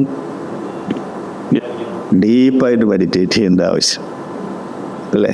ഇപ്പോൾ ഫസ്റ്റ് സ്റ്റെപ്പ് ആറ്റിറ്റ്യൂഡിൻ്റെയും മനോഭാവത്തിൻ്റെയും പെരുമാറ്റ രീതിയുടെയും ഫസ്റ്റ് സ്റ്റെപ്പ് എന്താണ്? Deep meditation. അതിനാണ് രാവിലെ 1 hour മെഡിറ്റേറ്റ് സജസ്റ്റ് ചെയ്തത്. ബേസിക് സ്റ്റെപ്പ് അതാണ്. അവിടെ നമ്മൾ കോംപ്രമൈസ് ചെയ്യുകയാണെങ്കിലോ പിന്നെ ആറ്റിറ്റ്യൂഡിനെയും ക്യാരക്ടറിനെ കുറിച്ച് നമ്മൾ ആലോചിക്കുകയല്ല. അപ്പോൾ മെഡിറ്റേഷനിലാണ് തുടങ്ങുന്നത്. അതുകൊണ്ട് ലാലാജി മഹാരാജ പറയുന്നത് balance condition of the mind is N expression of the attitude. In turn it is N expression of the character. അപ്പോൾ അതിനും ഇപ്പോൾ നമ്മൾ രാവിലെ ഒരാളിരുന്ന് മെഡിറ്റേറ്റ് ചെയ്യുന്നു. ഇപ്പോൾ ഭാര്യ ഒന്ന് നോക്കിയപ്പോൾ അയാൾ റൂമിലിരുന്ന് സുഖമായിട്ട് മെഡിറ്റേറ്റ് ചെയ്യാണ്. അത് കഴിഞ്ഞ് മെഡിറ്റേഷൻ കഴിഞ്ഞ് അടുക്കളയിൽ പോയി ഭാര്യയുടെ നേരെ ഷൗട്ട് ചെയ്തതായിരിക്കും. അപ്പോൾ ഭാര്യ പറയും, ഞാൻ കുറച്ച് നേരത്തെ വന്ന് നോക്കിയപ്പോൾ നിങ്ങൾ മെഡിറ്റേറ്റ് ചെയ്യുക. അപ്പോൾ ഒരു യോഗിയ ഭാര്യ ഉണ്ടായിരുന്നു കണ്ടപ്പോൾ. ഇപ്പം നിങ്ങൾ നമ്മുടെ ബിങ്കോൻ്റെ മാതിരി, ആരെ ബിങ്കോ, ബിങ്കോൻ്റെ മാതിരി കുരച്ചുകൊണ്ടിരിക്കുകയാണ്. അപ്പോൾ യോഗിയിൽ നിന്ന് ബിങ്കുവിലേക്കുള്ള പരിവർത്തനം. അപ്പോൾ അരമണിക്കൂർ മുമ്പ് ഇത് മെഡിറ്റേറ്റ് ചെയ്തിരിക്കുമ്പോൾ യോഗിയായിരുന്നു, ഇപ്പോൾ കുരയ്ക്കുകയാണ്. അപ്പോൾ നമുക്ക് വീണ്ടും ദേഷ്യം വരും. ഇപ്പം എന്താ സംഭവിച്ചത്? തുരിയ സ്റ്റേറ്റിലായിരുന്നു അത്. അപ്പോൾ നമുക്ക് കൂടുതലും ഒരു ഇറിറ്റേഷൻ വരും. ഞാൻ 1 മണിക്കൂർ മെഡിറ്റേറ്റ് ചെയ്യായിരുന്നു, ഈ ആധ്യാത്മിക പ്രസാദം ഒക്കെ ഉള്ളിലുണ്ട്, പക്ഷേ നമുക്ക് പ്രകടമാക്കാൻ പറ്റുന്നില്ല. അതാണ് അവിടെ പരാജയം അല്ലേ. ഇതൊക്കെ സാധാരണ എല്ലാ വീടുകളിലും സംഭവിക്കണല്ലേ. മെഡിറ്റേഷൻ തന്നെ നമ്മൾ ആളുകൾ അതിനെ അവഹേളിക്കും. ഇപ്പോൾ ദാജി പറയേണ്ടത്, അത് നമ്മൾ മെച്ചപ്പെട്ട ഒരു വ്യക്തിയാവാൻ നമുക്ക് സാധിക്കുന്നില്ലെങ്കിൽ മെഡിറ്റേഷൻ്റെ പ്രസക്തി ഇതോ. ജീവിതത്തിൽ മെച്ചപ്പെട്ട ഒരു വ്യക്തിയായിട്ട് കൂടുതൽ സ്നേഹം, കൂടുതൽ അനുകമ്പ, കൂടുതൽ ദയ, കൂടുതൽ ജ്ഞാനം, കൂടുതൽ സ്വയം ആനന്ദം, ഇതൊക്കെ കൂടുതൽ ഈ നേരത്തെ പറഞ്ഞ ആധ്യാത്മിക പ്രസാദത്തിൻ്റെ ഓരോ ഗ്രഡേഷൻ അല്ലെങ്കിൽ അതിൻ്റെ ആ ലെവൽ നമ്മൾ നോക്കൂ. അത് നമ്മളുടെ ഉള്ളിൽ പടിപടിയായിട്ട് കൂടി വരുന്നുണ്ടെങ്കിൽ അതിന് പ്രസക്തിയിലാണ് ഇവരുടെ. എന്നാൽ ഇതൊക്കെ നമ്മുടെ ഉള്ളിൽ തരുന്നുണ്ടെന്നുള്ള കാര്യം നമുക്ക് 100% ഉറപ്പാണ്. നമ്മൾ അനുഭവിക്കുന്നുള്ളത്. അപ്പോൾ നമ്മൾ മെച്ചപ്പെട്ട ഒരു വ്യക്തിത്വമായിട്ട് മാറുന്നുണ്ടെങ്കിൽ, അതായത് സ്വഭാവത്തിലും പെരുമാറ്റ രീതിയിലും, മെഡിറ്റേഷൻ്റെ പ്രസക്തി നഷ്ടപ്പെടും. അപ്പോൾ എന്താ ചെയ്യേണ്ടത്? നമ്മൾ ഡീപ്പായിട്ട് മെഡിറ്റേറ്റ് ചെയ്തത്. അപ്പോൾ ആ സമയത്ത് നമ്മൾ എവിടേക്കാണ് പോകണം? ആനന്ദം, ജ്ഞാനം, സ്നേഹം, പരസ്പരം കണക്ട് ചെയ്തോ. അപ്പം മാർഷൽ റോസൻബർഗ് പറഞ്ഞ പോലെ മറ്റുള്ളവരുടെ വെൽഫെയറിനെ കുറിച്ചാണ് ആ സമയത്ത് നമ്മുടെ ആന്തരിക നില. അതിനെ രാജു പറഞ്ഞു, ആ സമയത്ത് ഒരു പോസ് എടുക്കുക. നമ്മൾ കുറച്ച് നേരം മെഡിറ്റേഷൻ കഴിഞ്ഞ് അവിടെ ഇരിക്കുക. ഈ അവസ്ഥയൊക്കെ തന്നിട്ടുണ്ട്, എന്താ തന്നിട്ടുള്ള അവസ്ഥ എന്ന് നമ്മളൊന്ന് വിലയിരുത്തണ്ടേ. അതിനാണ് പോസ്. മെഡിറ്റേഷൻ കഴിഞ്ഞാൽ ചാടി എഴുന്നേക്കാതെ ഒരു പോസ് എടുക്കും. പോസ് എടുത്തിട്ട് അദ്ദേഹം പറഞ്ഞ പ്രായോഗികമായിട്ട് ചെയ്യേണ്ടതെന്ന് വെച്ചാൽ, ഈ തന്നിട്ടുള്ള ആന്തരിക നില അത് തന്നിട്ടുണ്ടെന്ന് നമുക്ക് ഉറപ്പാകാരം, നമുക്ക് ഫീൽ ചെയ്യുന്നുണ്ടല്ലോ മെഡിറ്റേഷൻ്റെ എൻഡിൽ. ആ ആന്തരിക നില നമ്മുടെ എല്ലാ കോശങ്ങളിലും വ്യാപിക്കുന്നു. ആ ഐഡിയയിൽ കുറച്ച് നേരം മെഡിറ്റേറ്റ് ചെയ്യുക, 2-3 മിനിറ്റ്. അപ്പോൾ നമ്മുടെ ഉള്ളിൽ ബോധം വേണം, അത് ഇത് സ്വാംശീകരിക്കാൻ, അതായത് മാസ്റ്റർ ഉള്ളിൽ തന്ന ഈ സംഗതി എൻ്റെ എല്ലാ സെല്ലുകളും ഉൾക്കൊള്ളട്ടെ, അത് സ്വാംശീകരിക്കാനാണ് ഞാൻ ഈ മെഡിറ്റേഷൻ ഇരിക്കുന്നത് എന്നുള്ള ബോധം വരുമ്പോൾ തന്നെ അത് സ്പ്രെഡ് ആവും. കാരണം എന്താ, നേരത്തെ രാജി പറഞ്ഞ either you use it or lose it. ഉപയോഗിച്ചാൽ തുരിയാതീതായി മാറും, ഉപയോഗിച്ചില്ലെങ്കിൽ അത് നശിച്ചു പോകും. എല്ലാ സാധനങ്ങളും അങ്ങനെയല്ലേ പ്രകൃതിയിൽ.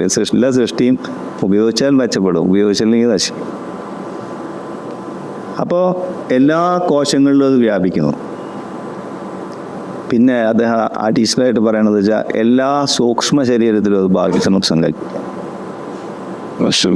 ഇപ്പോൾ വാസ്തവത്തിൽ ആർട്ട്ഫുൾനെസ്സിൽ മെഡിറ്റേറ്റ് ചെയ്യുന്ന മാസ്റ്ററുടെ സൂക്ഷ്മ ശരീരവും നമ്മുടെ സൂക്ഷ്മ ശരീരവും തമ്മിൽ കംപ്ലീറ്റ് ആയിട്ട് ഓവർലാപ്പ് ചെയ്യാൻ വേണ്ടിയിട്ടാണ്. അതാണ് ആക്ച്വലി ദൃശ്യമാക്കുന്നത്. നമ്മൾ സൂക്ഷ്മ ശരീരം എന്ന് പറഞ്ഞാൽ എന്താ? മനസ്സ്, ബുദ്ധി, അഹങ്കാരം, 3 ഇത് കൂടി ചേർന്നതെല്ലാം കൂടി ചേർന്നതാണ് ബോധം അല്ലെങ്കിൽ കോൺഷ്യസ്നെസ്, ചിത്ത് എന്ന് പറയുന്നത്. അപ്പോൾ ഈ ട്രാൻസ്മിഷൻ അല്ലെങ്കിൽ പ്രാണാഹുതിയുടെ എഫക്റ്റ് നമ്മുടെ സൂക്ഷ്മ ശരീരത്തിലൊക്കെ വ്യാപിക്കുന്നു എന്ന് വിചാരിച്ച് കുറച്ച് നേരം മെഡിറ്റേറ്റ് ചെയ്യണം. രണ്ടാമത്, ആദ്യം ഇത് എല്ലാ കോശങ്ങളിലും ഇത് വ്യാപിക്കുന്നു, പിന്നെ സൂക്ഷ്മ ശരീരത്തിൽ വ്യാപിക്കുന്നു. അപ്പോൾ നമ്മൾ നമ്മുടെ ബോധത്തിലുണ്ട്. സൂക്ഷ്മ ശരീരം എന്ന് പറയുന്നത് മനസ്സ്, ബുദ്ധി, അഹങ്കാരമാണ്. മനസ്സിൽ ഈ ട്രാൻസ്മിഷൻ എന്ന് പറയുമ്പോൾ എന്താ ഉണ്ടാവും? മനസ്സ് ഫീൽ ചെയ്യാൻ തുടങ്ങും. ചിന്തകൾ ഫീലിംഗ് ആയിട്ട് മാറും. ബുദ്ധി വിവേകമായിട്ട് മാറും. പിന്നെ ബോധം, അടുത്തെന്താ? അഹങ്കാരം സ്നേഹവും വിനയായിട്ട് മാറും. ബോധം മാസ്റ്ററുടെ ബോധമായി, കോൺഷ്യസ്നസ് മൊത്തത്തിൽ. ഈ സങ്കല്പം നമ്മുടെ ഉള്ളിൽ വെച്ച് നമ്മളിവിടെ ഇരിക്കുക, ഇത് സ്പ്രെഡ് ആവുന്നത് എൻ്റെ സൂക്ഷ്മ ശരീരത്തിൽ. അപ്പോൾ നമ്മൾ സംസാരിക്കാൻ റെഡി ചെയ്യുക, നമ്മൾ ഉപയോഗിക്കാൻ റെഡി ചെയ്യും. അപ്പം ഈ ഒരു പോസിറ്റീവ്, ഇതിനാണ് രാജി AEIOU എന്ന് പറയുന്നത്. അക്വയർ ചെയ്യുക, കണ്ടീഷൻസ് നമ്മൾ റീറ്റെയിൻ ചെയ്യാനായിട്ട് എന്ത് ചെയ്യണം? നമുക്ക് ആധ്യാത്മികതല്ല നിലനിർത്താൻ എന്ത് ചെയ്യണം? നിലനിർത്താൻ എന്താ ചെയ്യേണ്ടത്? നിലനിർത്തുന്ന ആശയത്തിൽ ധ്യാനിക്കേണ്ടതുണ്ട്. അപ്പം നമ്മൾ എഴുന്നേറ്റ ഉടനെ ബിങ്കോ മാതിരി കുറയ്ക്കില്ല. നമ്മൾ ഈ ബിങ്കോ എന്ന് പറഞ്ഞ ചാരിജിയുടെ നായുടെ പേര് അതെ, അത് വന്നു.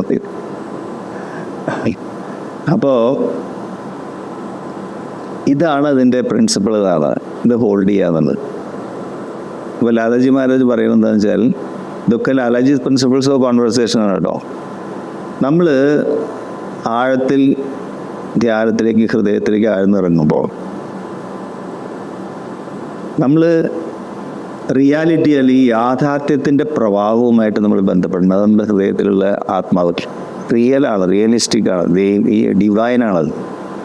അപ്പോൾ ആ ദിവ്യത്വത്തിൻ്റെ പ്രവാഹവുമായിട്ട് നമ്മൾ കണക്ട് ചെയ്യുന്ന സമയത്ത്, അങ്ങനെ കണക്ട് ചെയ്ത സമയത്താണ് നമ്മൾ ആശയവിനിമയം നടത്തണമെങ്കിൽ കറക്റ്റായിട്ടുള്ള വാക്കുകൾ വരുള്ളൂ. ഒരൊറ്റ വാക്കുകൾ എക്സ്ട്രാ ഉണ്ടാവില്ല. അത് ഉദ്ദേശിച്ച ഫലം ചെയ്യും, അത് ശരിയായിരിക്കും. ഒരൊറ്റ വാക്കുകൾ പോലും റോങ് ആയിട്ടുള്ള വാക്ക് വരില്ല. കറക്റ്റായിട്ടുള്ള എന്താണോ ഇൻറ്റൻറ്റ് ചെയ്തിരിക്കുന്നത് അത് മാത്രമേ സംഭവിക്കുള്ളൂ. അപ്പോൾ റിയാലിറ്റിയുടെ പ്രവാഹം, അതായത് യാഥാർത്ഥ്യത്തിൻ്റെ പ്രവാഹവുമായിട്ട് നമ്മൾ സംപ്രേഷണത്തിൽ ഇടകലരുമ്പോഴാണ് വാക്കുകൾ കറക്റ്റ് അപ്രോപ്രിയേറ്റ് ആയിട്ട് വരാം. ഏത് വാക്കാണ് പ്രയോഗിക്കേണ്ട ആ വാക്ക് തന്നെ വരും. ഒരു വാക്ക് 2 പ്രാവശ്യം പറയേണ്ട ആവശ്യം ഉണ്ടാവില്ല. എന്താണോ കൊണ്ട് ഉദ്ദേശിക്കുന്നത് അതേ അർത്ഥം തന്നെയാണ് കേൾക്കുന്ന ആളുടെ ഉള്ളിൽ ഉണ്ടാവുക. കേൾക്കുന്ന ആളുകൾ ഉണ്ടാവുന്ന രൂപവും ഭാവവും നമ്മൾ ഉദ്ദേശിച്ചതായിരിക്കും. ഇതാണ് ലാലാജി മഹാരാജ്. ഇതേ ഐഡിയയാണ് നമ്മുടെ മാർഷൽ റോസൻബർഗ് പറയുന്നത്. നേരത്തെ പറഞ്ഞില്ലേ, നമ്മുടെ നമ്മുടെ ഹൃദയത്തിലുള്ള ദിവ്യത്വവുമായിട്ട് നമ്മൾ കണക്റ്റ് ആവണം. അതേ ദിവ്യത്വം തന്നെയാണ് എല്ലാവരുടെ ഉള്ളിലും എന്ന് മനസ്സിലാക്കിയില്ല. അതിനോട് കണക്ട് ചെയ്യുന്ന സമയത്ത് മറ്റുള്ളവരുടെ വെൽഫെയറും സന്തോഷമായിരിക്കും നമ്മൾ ആശയവിനിമയത്തിൽ പ്രഥമമായിട്ട് പരിഗണിക്കുക. അദ്ദേഹം പറയും, നമ്മൾ ആശയവിനിമയത്തിൻ്റെ പ്രഥമ ഉദ്ദേശം എന്താണ്? കേൾക്കുന്ന ആളുടെ സന്തോഷം, അതുപോലെ തന്നെ അയാളുടെ വെൽഫെയർ. അത് വെച്ചിട്ടാണ് സംസാരിക്കണമെങ്കിൽ ഒരു പ്രശ്നം ഉണ്ടാവില്ല. അപ്പോൾ നമ്മൾ മറ്റുള്ളവരുടെ വെൽഫെയറിനെ കുറിച്ച് കൂടുതൽ ആലോചിക്കുക എന്നാണ്. അപ്പം മാർഷൽ റോസൻബർഗ് പറഞ്ഞു, അപ്പം നമ്മൾ കൂടുതൽ സ്മൈൽ ചെയ്യാൻ തുടങ്ങും. എന്താ കാരണം? കേൾക്കുന്ന ആൾക്ക് അല്ലെങ്കിൽ കാണുന്ന ആൾക്ക് അവരുടെ വെൽഫെയർ, അവർക്ക് സന്തോഷം വേണം. അപ്പോൾ സന്തോഷം പ്രകടിപ്പിക്കാൻ ആദ്യമായിട്ട് നമ്മുടെ അടുത്തുള്ള എക്സ്പ്രഷൻ എന്താണ്? സ്മൈൽ അല്ലേ? ഞാൻ സ്കൂൾ പഠിക്കുന്ന കാലത്ത് കേട്ടിട്ടുണ്ട്, ഇങ്ങനെ ഇംഗ്ലീഷിലൊരു വാക്കുണ്ട്, ഇതിനൊരു മൈൽ നീളാന്ന് പറയും. ഒരു മൈൽ നീളമുള്ളൊരു വാക്ക്, അതിൻ്റെ ഫസ്റ്റ് ലെറ്ററും ലാസ്റ്റ് സെറ്ററും എസ് ആണ്, ഇടയ്ക്കൊരു മൈലും ഉണ്ട്. ഏത് വാക്കാത്? സ്മൈൽസ്. ഇംഗ്ലീഷിലെ ഏറ്റവും നീളം കൂടിയ വാക്കാതാ പറയാ, സ്മൈൽസ്. എന്താ കാരണം? ആദ്യത്തെ അക്ഷരത്തിനും അവസാനത്തെ അക്ഷരത്തിനും ഇടയ്ക്ക് 1 മൈൽ ദൂരമാണ്. സ്മൈൽസ്. ഹാർട്ട്ഫുൾനെസ് കമ്മ്യൂണിക്കേഷൻ്റെ സ്മൈൽസിന് ഒരുപാട് പ്രാധാന്യമുണ്ട്. അത് ഹാജി ആവർത്തിച്ച് പറയുന്നത്, smile is a part of Heartfulness communication. അഭ്യാസിസ്റ്റിൻ്റെ മുഖത്ത് അധികം കാണുന്നില്ല അത് സ്മൈൽ. ഞാൻ കഴിഞ്ഞ സൺഡേ ഒരു ആലപ്പുഴ പോയപ്പോൾ അവിടെ ഒരു അഭ്യാസി പറഞ്ഞു, തുടക്കക്കാരൻ. അദ്ദേഹം പറഞ്ഞു, സാറ് നല്ലോണം ചിരിക്കുന്നുണ്ട്, പക്ഷേ ഇവിടെ അധികം ചിരി കാണാനില്ല കേട്ടോ. ഞാൻ എന്താ വേണ്ടത് ഇങ്ങനെ ആലോചിച്ചുകൊണ്ടിരിക്കുക. 2 മാസമായിട്ടുണ്ട് വന്നിട്ട് തിരിച്ചു പോകുമ്പോൾ ഒരു സ്മൈൽ കാണാനില്ല ചുറ്റുമുള്ള ആൾക്കാരുടെ. അപ്പോൾ സ്മൈൽ എന്ന് പറയുന്നത് എന്താണ്? ഈ മന്ദഹാസമാണ് കേട്ടോ, അട്ടഹാസമല്ല കേട്ടോ, അത് ശ്രദ്ധിക്കണേ. ഒരു ശബ്ദം ഉണ്ടാവണതല്ല ഈ സ്മൈൽ എന്ന് പറഞ്ഞാൽ, അത് വളരെയധികം ശ്രദ്ധിക്കണം. ചില ആൾക്കാർ ശബ്ദം ഉണ്ടാക്കി അട്ടഹസിച്ചിരിക്കുക, അതിന് സ്മൈലിൻ്റെ എഫക്റ്റ് അല്ല, അത് ആക്ഷേപിച്ചിരിക്കുന്ന കാര്യമാവും. വെരി ശ്രദ്ധിക്കുക, സ്മൈലേ പാടുള്ളൂ. സ്മൈൽ എന്ന് പറഞ്ഞാൽ ഉള്ളിലുള്ള ആനന്ദം പ്രകടിപ്പിക്കുന്നതാണ് സ്മൈൽ. സ്മൈലിന് ഇന്ന് ശാസ്ത്രം തെളിയിച്ചിട്ടുണ്ട്, സ്മൈലിന് സ്വാഭാവികമായിട്ട് നമ്മുടെ ഇമ്മ്യൂണിറ്റി കൂട്ടാനുള്ള കഴിവുണ്ട്, സയൻറ്റിഫിക്കായിട്ട് തെളിയിച്ചു. നമ്മൾ റിലാക്സേഷൻ പ്രോസസ്സിൽ പറയില്ലേ, മുഖത്തെ എല്ലാ കോശങ്ങളെയും നമ്മൾ റിലാക്സ് ചെയ്യുമ്പോൾ ഒരു മന്ദഹാസം വരുന്നത് ഞാൻ ഇടയ്ക്കിടയ്ക്ക് പറയാറുണ്ട് കേട്ടോ.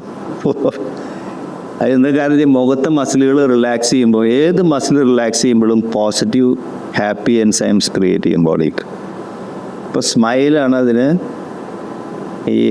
അപ്പോൾ പോസിറ്റീവ് എൻസൈംസ് ക്രിയേറ്റ് ചെയ്യാന്ന് പറഞ്ഞാൽ നമ്മുടെ ഇമ്മ്യൂണിറ്റി കൂടുന്നത്, സ്ട്രെസ്സ് കുറയും റിലാക്സ് ചെയ്യുമ്പം. സ്മൈലിൽ ഈ മസിൽസ് മുഴുവൻ റിലാക്സ് ചെയ്യുന്ന സമയത്ത് സ്ട്രെസ്സ് പോകുന്നു. അപ്പോൾ സ്ട്രെസ്സ് കുറയ്ക്കാം, ഇമ്മ്യൂണിറ്റി കൂട്ടാം. മാത്രമല്ല അത് പെയിൻ കില്ലറാണെന്ന് പറയുന്നത്. അതായത് ഒരാൾക്ക് വേദന കൊണ്ട് പടയുന്ന സമയത്ത് അയാളോട് പറയാം ബോധപൂർവ്വം സ്മൈൽ ചെയ്യാൻ പറയാം. ആ സമയത്ത് ഈ വേദനയ്ക്ക് ഓപ്പോസിറ്റ് ആയിട്ടുള്ള എൻസൈംസ് ബോഡിയിൽ ക്രിയേറ്റ് ചെയ്യും. അത് നാച്ചുറൽ പെയിൻ കില്ലർ. ഇപ്പോൾ 200 milligram ബ്രൂഫിൻ്റെ എഫക്റ്റ് ആണ് പറയുന്നത്. Pain killer it's scientifically proved. Anti inflammatory enzymes form ചെയ്യുന്നു. ചില ആൾക്കാരൊക്കെ ഡെയിലി പെയിൻ കില്ലർ കഴിച്ച് നടക്കുന്ന ആൾക്കാരുണ്ട്. അതെ, അപ്പോൾ സയൻറ്റിഫിക്കായിട്ട് അദ്ദേഹം പ്രൂവ് ചെയ്തിട്ടുണ്ട്. അപ്പോൾ സ്മൈൽ ചെയ്യാൻ നോക്കുക. സ്മൈൽ ശ്രദ്ധിക്കണം. എന്താണ് സ്മൈലിൻ്റെ പ്രത്യേകത? സ്മൈൽ മാത്രമേ പാടുള്ളൂ, അതിൻ്റെ പിന്നിൽ ശബ്ദം പാടില്ല. അപ്പോൾ ഇത് ബോധപൂർവം ചെയ്യേണ്ടതാണ്. നമ്മളൊക്കെ ചിരിക്കുന്നുണ്ട് പല രീതിയിൽ അല്ലേ? ചില ആൾക്കാരെ ചിരി കണ്ടാൽ നമുക്ക് എന്താ തോന്നുക? അപ്പോൾ അതുകൊണ്ട് നമ്മൾ ബോധപൂർവം ഈ 3 കാര്യങ്ങൾക്ക് വേണ്ടി ചിരിക്കണം, സ്മൈൽ ചെയ്യണം. എന്താണ്? നാച്ചുറൽ ഇമ്മ്യൂണിറ്റി, പെയിൻ കില്ലർ, പിന്നെ സ്ട്രെസ് റിലീസ്. അതിനാണ് ഹാർട്ട്ഫുൾനെസ് റിലാക്സേഷൻ ദാജി ഇൻട്രൊഡ്യൂസ് ചെയ്തത്. മുമ്പുണ്ടായിരുന്നല്ലോ ഒന്നും. അപ്പോൾ ഈ കാര്യങ്ങളൊക്കെ പ്രാവർത്തികമാക്കാൻ വേണ്ടിയിട്ടാണ് അദ്ദേഹം ഈ ഹാർട്ട്ഫുൾനെസ് റിലാക്സേഷൻ അങ്ങനത്തെ കാര്യങ്ങളൊക്കെ, ബ്രീത്തിങ് ഒക്കെ, ലെഫ്റ്റ് നോസ്ട്രൽ ബ്രീത്തിങ് ഒക്കെ ഇൻട്രൊഡ്യൂസ് ചെയ്ത് ഈ പർപ്പസിന് വേണ്ടിയിട്ടാണ്. അപ്പോൾ സ്മൈൽ എന്ന് പറയുന്നത് ഹാർട്ട്ഫുൾനെസ് കമ്മ്യൂണിക്കേഷൻ്റെ ഭാഗമാണ്. അപ്പോൾ ദാജി അതിൽ ഒരു കാര്യം പറയുന്നത്, ഒരു പാരീസ് മെട്രോയിൽ ഒരാൾ, അയാൾ കയറി വന്ന ആരോടെങ്കിലും എന്തെങ്കിലും പറയുമ്പോഴേക്കും അയാൾ ചിരിക്കും. അയാൾ ചിരിക്കാണ്ട് അടുത്തുള്ള ആൾ ചിരിക്കും. കുറച്ച് നേരം കഴിഞ്ഞാൽ ഈ മെട്രോയിൽ മുകൾ കമ്പാർട്ട്മെൻറ്റിലെ ആൾക്കാർ ചിരിയോട് ചിരിയാണ്. മെട്രോ ബോധിസത്വ, യൂട്യൂബിൽ നിങ്ങൾ അടിച്ചു മെട്രോ ബോധിസത്വ എന്നാണ് അതിൻ്റെ പേര്. ബോധിസത്വം എന്ന് പറഞ്ഞാൽ ബുദ്ധനാണ്. അതായത് എല്ലാവർക്കും പീസും ഹാപ്പിനെസ്സും സപ്ലൈ ചെയ്യുന്ന ആളാണ് അദ്ദേഹം. അദ്ദേഹം കമ്പാർട്ട്മെൻറ്റിൽ കയറി വരുമ്പോഴേക്കും ഒന്നും പറയണ്ട, ആളുകൾ ചിരിക്കാമോ. അപ്പോൾ ഗൂഗിൾ ചെയ്ത് നോക്കൂ, മറ്റേ യൂട്യൂബിൽ ഗൂഗിൾ ചെയ്യുന്നില്ല, യൂട്യൂബിൽ കാണാം മെട്രോ ബോധിസത്വം എന്താ ചെയ്യണോ. അപ്പം അദ്ദേഹത്തിനെ കാണുമ്പോഴേക്കും ആൾക്കാർക്ക് ഉണ്ടാവുന്ന സംഗതി എന്താ? Natural immunity, stress release. പിന്നെയോ പെയിനുള്ള ആൾക്കാർ ആ താൽക്കാലികമായിട്ട് പെയിൻ മറന്നു പോകും. ആൻറ്റി ഇൻഫ്ലമേറ്ററി അതും കൂടി ബോഡിയിൽ ക്രിയേറ്റ് ചെയ്യും. ഇതൊക്കെ നോക്കൂ, ഈ വക കെമിക്കൽസ് ഒക്കെ റിലീസ് ചെയ്യണത് ഒരൊറ്റ ആക്ടിവിറ്റി, അതെന്താ? സ്മൈൽ. അപ്പോൾ സ്മൈൽ എന്ന് പറഞ്ഞാൽ നാച്ചുറൽ ഇമ്മ്യൂൺ ബൂസ്റ്ററാണ്. അപ്പോൾ ഇത് പലപ്പോഴും നമ്മളിത് പുറത്തുനിന്ന് നമ്മൾ പലപ്പോഴും ഈ ആശയവിനിമയത്തിൻ്റെ ഒരു പ്രത്യേകത എന്ന് വെച്ചാൽ നമ്മൾ ബോധപൂർവം ഒരാളെ കാണുമ്പോൾ വിചാരിക്കും ഇയാളോടൊന്ന് നന്നായിട്ട് പെരുമാറിക്കളയാം ഇതൊക്കെ അല്ലെങ്കിൽ നമ്മുടെ ഒരു കാര്യം ഇയാളോട് പറയാണ്ട് നമുക്ക് കാര്യസാധ്യത്തിനാണ് സംസാരിക്കുന്നതായിരിക്കാം. അപ്പം മാന്യമായിട്ട് ആദ്യം പെരുമാറണ്ടേ, അത് വേണം. പിന്നെ അയാളെ ഒന്ന് പുകഴ്ത്ത് അങ്ങനെയൊക്കെ ചെയ്യില്ല. അപ്പോൾ പുറത്തുനിന്ന് നമ്മളിത് ട്രൈ ചെയ്യും ഇടയ്ക്ക് വെച്ചിട്ട്. അപ്പോൾ നമ്മുടെ ഉള്ളിലൊരു ഉദ്ദേശം ഉണ്ട് ഇതിന്. യഥാർത്ഥ ഉദ്ദേശം ഇതൊന്നുമല്ല. മാർഷൽ റോസൻബർഗ് പറഞ്ഞ welfare of others, happiness of others ഒന്നും അല്ല ഉദ്ദേശം. അപ്പോൾ എന്താണ്, ഇടയ്ക്ക് വെച്ച് ഈ കോൺവെർസേഷൻ ക്ലാഷ് ആവും. അങ്ങനെ സാധാരണ ജീവിതത്തിലൊക്കെ സംഭവിക്കുക. അപ്പോൾ എന്താ സംഭവിക്കണമെന്ന് വെച്ചാൽ നമ്മൾ പുറത്തുനിന്ന് കറക്റ്റ് ചെയ്യാൻ നോക്കുന്നത്, നല്ല രീതിയിൽ പെരുമാറാൻ വേണ്ടി പുറത്തുനിന്ന് ഒരു ശ്രമം നടത്തി നോക്കുക. അത് ഇടയ്ക്ക് വെച്ച് ക്ലാഷ് ആവും. ദാജ എന്ന് പറയുന്നത് അത് ഈ ഹണിബിമാർ, അതായത് ഹണിബിയിൽ പല പൂവുകളിലും പോയിട്ട് പൂമ്പൊടി കളക്ട് ചെയ്തിട്ടാണ് തേനുണ്ടാക്കുന്നത്. അപ്പോൾ അത് ഏത് പൂവുന്നാണ് ആ പൂമ്പൊടി കളക്ട് ചെയ്ത് അതിനനുസരിച്ചാണ് തേനിൻ്റെ ഗുണനിലവാരവും ഔഷധ ഗുണവും ടേസ്റ്റും എല്ലാം. അതായത് എന്താണ് വാസ്തവത്തിൽ നമ്മുടെ ഉള്ളിലുള്ളത് അതേ നമ്മൾ പുറത്തേക്ക് വരുള്ളൂ. തുളസി ഹണി, നീം ഹണി എന്നൊക്കെ പോലെ ഡിഫറെൻറ്റ് ഹണികളുണ്ട്. അതായത് അതിൻ്റെ പൂന്നാണ് ഈ ഹണി ബി പോയിട്ട് പൊടി കളക്ട് ചെയ്തിരിക്കുന്നത്. അപ്പോൾ അദ്ദേഹം പറഞ്ഞാൽ അതുപോലെയാണത്. അതായത് ചില ആളുകൾ സംസാരിക്കുന്ന സമയത്ത് അത് നമ്മളിൽ ഇറിറ്റേഷൻ ക്രിയേറ്റ് ചെയ്യും. ചില ആൾക്കാർ നമ്മളോട് സംസാരിക്കുമ്പോൾ നമുക്കൊരു സുഖം തോന്നും, നമുക്കൊരു സന്തോഷം തോന്നും, നമുക്കൊരു അഫെക്ഷൻ തോന്നും. ഇത് ഈ ഉള്ളിൽ എന്ത് തരത്തിലുള്ള പൂമ്പൊടിയാണുള്ളത് അതിനനുസരിച്ചാണ് അതിന്ന് പുറത്തേക്ക് വരുന്ന തേൻ നടത്താം. അപ്പോൾ ഇത് പുറത്തുനിന്നല്ല ഉള്ളിൽ നിന്നാണ് അത് കറക്റ്റ് ചെയ്യേണ്ടത്. ദാജി ഒരു എക്സാമ്പിൾ പറയുന്നുണ്ട്. അദ്ദേഹം ന്യൂയോർക്കിലായിരിക്കുന്ന സമയത്ത് ഒരു പാർക്കിൽ ഇപ്പോഴും പോകും. അദ്ദേഹം ഒരു വയസ്സായ ഒരു കപ്പിൾ അവിടെ വരുന്നു. അവർ രണ്ടുപേരും വരും, എവിടെയെങ്കിലും ഒന്ന് ലേക്കിൻ്റെ അടുത്ത് അവിടെ പോയി ഇരിക്കും. അവർ അങ്ങോട്ടും ഇങ്ങോട്ടും ഒന്നും സംസാരിക്കില്ല. അവർ കുറച്ച് കഴിഞ്ഞാൽ ഈ ലേഡി ഒരു പാത്രം തുറന്ന് എന്തെങ്കിലും ലഞ്ചോ ബ്രേക്ക്ഫാസ്റ്റോ അവർ കൊണ്ടുവന്നിട്ടുണ്ട്. അത് രണ്ടുപേരും അത് തുറക്കുക, അത് കഴിക്കുകയാണ്, ഒന്നും പറയേണ്ട കാര്യമില്ല. അവരത് എടുക്കുമ്പോഴേക്കും മറ്റാൾക്ക് അറിയാം എന്താ നടക്കണമെന്ന്. ഒരു ആശയവിനിമയം ഇല്ല. അവർ ആ ഭക്ഷണം കഴിച്ച് കുറച്ച് നേരം അവിടെ ഇരുന്ന് കൈ കോർത്ത് പിടിച്ച് തിരിച്ചു പോകും. ഒരു ശബ്ദവുമില്ല. അപ്പം അതേപോലെ ഇത് പെർഫെക്റ്റ് യൂണിയന്മാരുണ്ടത്. ഇപ്പോൾ ദാജി പറയാം, ഞാനത് കാണാനായിട്ട് പാർക്കിലിടയ്ക്ക് പോയിരിക്കാറുണ്ട്. ഇത് ഈ ആളുകളുടെ വയസ്സായ കപ്പിൾസ് നോക്കിയിട്ടുണ്ടോ, ഒന്നും സംസാരമേ ഇല്ല. ചെറുപ്പക്കാരായിട്ടുള്ള കപ്പിളോ അപ്പോൾ അദ്ദേഹം പറയണതെന്ന് വെച്ചാൽ നമ്മൾ നമ്മുടെ ഹൃദയത്തിലേക്ക് പോയിട്ട് ആന്തരികമായിട്ടുള്ളൊരു ലയാവസ്ഥ സൃഷ്ടിച്ചെടുക്കുന്നു. നമ്മുടെ ശരീരവും മനസ്സും ആത്മാവും കൂടി ഒന്നാവുന്നു. Inner communion. ഇന്നർ കമ്മ്യൂണിയനാണ് ഔട്ടർ കമ്മ്യൂണിയനിലേക്ക് ലീഡ് ചെയ്യുന്നത്. അതായത് ആന്തരികമായ ലയാവസ്ഥ ബാഹ്യമായിട്ടുള്ള ലയാവസ്ഥയായിട്ട് മാറുന്നു. അപ്പോൾ ഇതിൻ്റെ അടിസ്ഥാനം എന്ന് വെച്ചാൽ ആന്തരികമായ ലയാവസ്ഥ ഉണ്ടെങ്കിൽ മാത്രമേ ബാഹ്യമായിട്ടുള്ള ലയാവസ്ഥ ഉണ്ടാവുള്ളൂ. അപ്പോൾ നമ്മുടെ ആന്തരികമായിട്ട് ഞാൻ എൻ്റെ ശരീരവും മനസ്സും ആത്മാവും ഒറ്റ ലൈനിലാണ് നിൽക്കണമെങ്കിൽ ആരായിട്ട് ആശയവിനിമയം പ്രശ്നമില്ല. കാരണം അതേ കണ്ടന്റിന് ആളുടെ ഉള്ളിലുള്ള അപ്പോഴും ബാഹ്യമായിട്ടും ആ കമ്മ്യൂണിയൻ ഉണ്ടാവും. അപ്പം അദ്ദേഹം പറഞ്ഞ ഇൻറ്റേർണൽ കമ്മ്യൂണിയൻ, എക്സ്റ്റേണൽ കമ്മ്യൂണിയൻ. അങ്ങനെയാണ് എക്സ്റ്റേണൽ കമ്മ്യൂണിക്കേഷൻ ആവുന്നത്. അപ്പോൾ കമ്മ്യൂണിക്കേഷൻ എന്നുള്ള വാക്കിൽ കമ്മ്യൂൺ എന്നുള്ള വാക്കുണ്ടെന്ന് ലയം. അപ്പോൾ ഒരു മ്യൂസിക് പോലെ എല്ലാ മ്യൂസിക്കൽ ഇൻസ്ട്രുമെൻസും കൂടി ചേർന്നൊരു ലയമല്ലേ. അവർ തമ്മിൽ പരസ്പരം മത്സരിക്കുമോ? മ്യൂസീഷ്യൻസ് ഇല്ല. ഒന്നിനോട് ആഡ് ചെയ്തിട്ട് ആ ലയാവസ്ഥയിലാണ് പെർഫെക്റ്റ് മ്യൂസിക് വർക്കിംഗ്. അപ്പോൾ inner communion will lead to external communion. ആ എക്സ്റ്റേണൽ കമ്മ്യൂണിയനാണ് എക്സ്റ്റേണൽ കമ്മ്യൂണിക്കേഷനായിട്ട് പറയുന്നത്. ഇപ്പോൾ കമ്മ്യൂണിക്കേഷൻ അല്ലെങ്കിൽ ആശയവിനിമയത്തിൽ കമ്മ്യൂൺ അല്ലെങ്കിൽ ലയം എന്നുള്ള വാക്കുണ്ടെന്ന് പറഞ്ഞു. ഇതാണ് ഇതിൻ്റെ ഏകദേശം ഒരു ഐഡിയ. ഇനി അദ്ദേഹം പറയണേ, ഇനി നമ്മൾ എന്താ ചെയ്യേണ്ടത്? ആദ്യം പറഞ്ഞു, നമ്മൾ എന്തിനെക്കുറിച്ച് ബോധവാനാണോ അത് മാത്രമേ നമുക്ക് മാറ്റം വരുത്താൻ സാധിക്കുന്നു. അപ്പം അദ്ദേഹം പറയുന്നത്, നമ്മൾ ഓരോ സമയത്തും ആശയവിനിമയം നടത്തുമ്പോൾ നമ്മൾ ശ്രദ്ധിക്കുക. ഒരാളുടെ ആശയവിനിമയം നടത്തുന്ന സമയത്ത് ശ്രദ്ധിക്കുക, ഞാൻ കൂടുതൽ സംസാരിക്കുകയാണോ അത് കൂടുതൽ കേൾക്കുകയാണോ? ഈ ആശയവിനിമയം നല്ല മനോഹരമായിട്ട് പോവുകയെന്ന് വിചാരിക്കുക. രണ്ട് സിറ്റുവേഷനാണ് വരാൻ സാധ്യതയുണ്ട്. മനോഹരമായിട്ടുള്ളൊരു ആശയവിനിമയം ഒരാളോട് അല്ലെങ്കിൽ ഒരു ഗ്രൂപ്പ് ആൾക്കാരോട്. വേറെ സന്ദർഭത്തിൽ അത്ര മനോഹരമല്ലാത്ത ക്ലാഷ് ആവുന്ന ആശയവിനിമയം. ഇത് രണ്ടിൽ നടക്കാൻ സാധ്യതയുള്ളൂ. അപ്പോൾ നമ്മളൊരാളോട് ആശയവിനിമയം നടത്തുമ്പോൾ ഹാർമോണിയസ് ആയിട്ട് പോകണം, നിൽക്കുക, എല്ലാം ഭംഗിയായിട്ട് പോകണം. ഒന്നാമത്തെ കേസ്. അപ്പോൾ മനോഹരമായിട്ട് ആശയവിനിമയം നടത്തുന്ന സമയത്ത് നമ്മളെ ശ്രദ്ധിക്കുക. ഞാൻ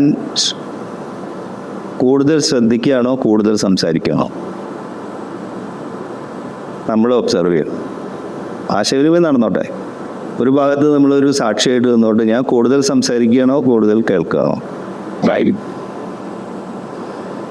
ഈ സംസാരിക്കുകയും കേൾക്കുകയും ചെയ്യുന്ന സമയത്ത് ഞാൻ ആരോടാണോ ആശയവിനിമയം നടത്തുന്നത് അയാളുടെ വെൽഫെയർ ആണോ എൻ്റെ ഉള്ളിലുള്ളത്. നമ്മളെല്ലാവരും പരസ്പരം കണക്റ്റഡ് ആണെന്നുള്ള ഫീലിംഗ് ആ സമയത്ത് എൻ്റെ ഉള്ളിലുള്ളൂ. ഇത് ഒബ്സർവ് ചെയ്യാം. ഒരു കേസ്. രണ്ടാമത്തെ കേസിൽ കമ്മ്യൂണിക്കേഷൻ ക്ലാഷായി. അങ്ങനത്തെ കേസ് അധികം ഉണ്ടാവും. പക്ഷേ കമ്മ്യൂണിക്കേഷൻ ക്ലാഷ് ആവുന്ന സമയത്ത് ഒബ്സർവ് ചെയ്യുക, ഞാൻ സംസാരിക്കുകയാണോ കൂടുതൽ അതോ കേൾക്കുകയാണോ ആദ്യമായിട്ട് ചെയ്യുന്നത്. രണ്ടാമതായിട്ട് കമ്മ്യൂണിക്കേഷൻ ക്ലാഷായ സമയത്ത് ഞാൻ സംസാരിക്കുന്ന വിഷയം ഞാൻ പറയണത് ശരിയാണെന്ന് പ്രൂവ് ചെയ്യാൻ വേണ്ടിയിട്ടാണോ ഞാൻ ആവർത്തിച്ച് സംസാരിച്ചുകൊണ്ടിരിക്കുന്നത് എന്ന് നിരീക്ഷിക്കുകയാണ്.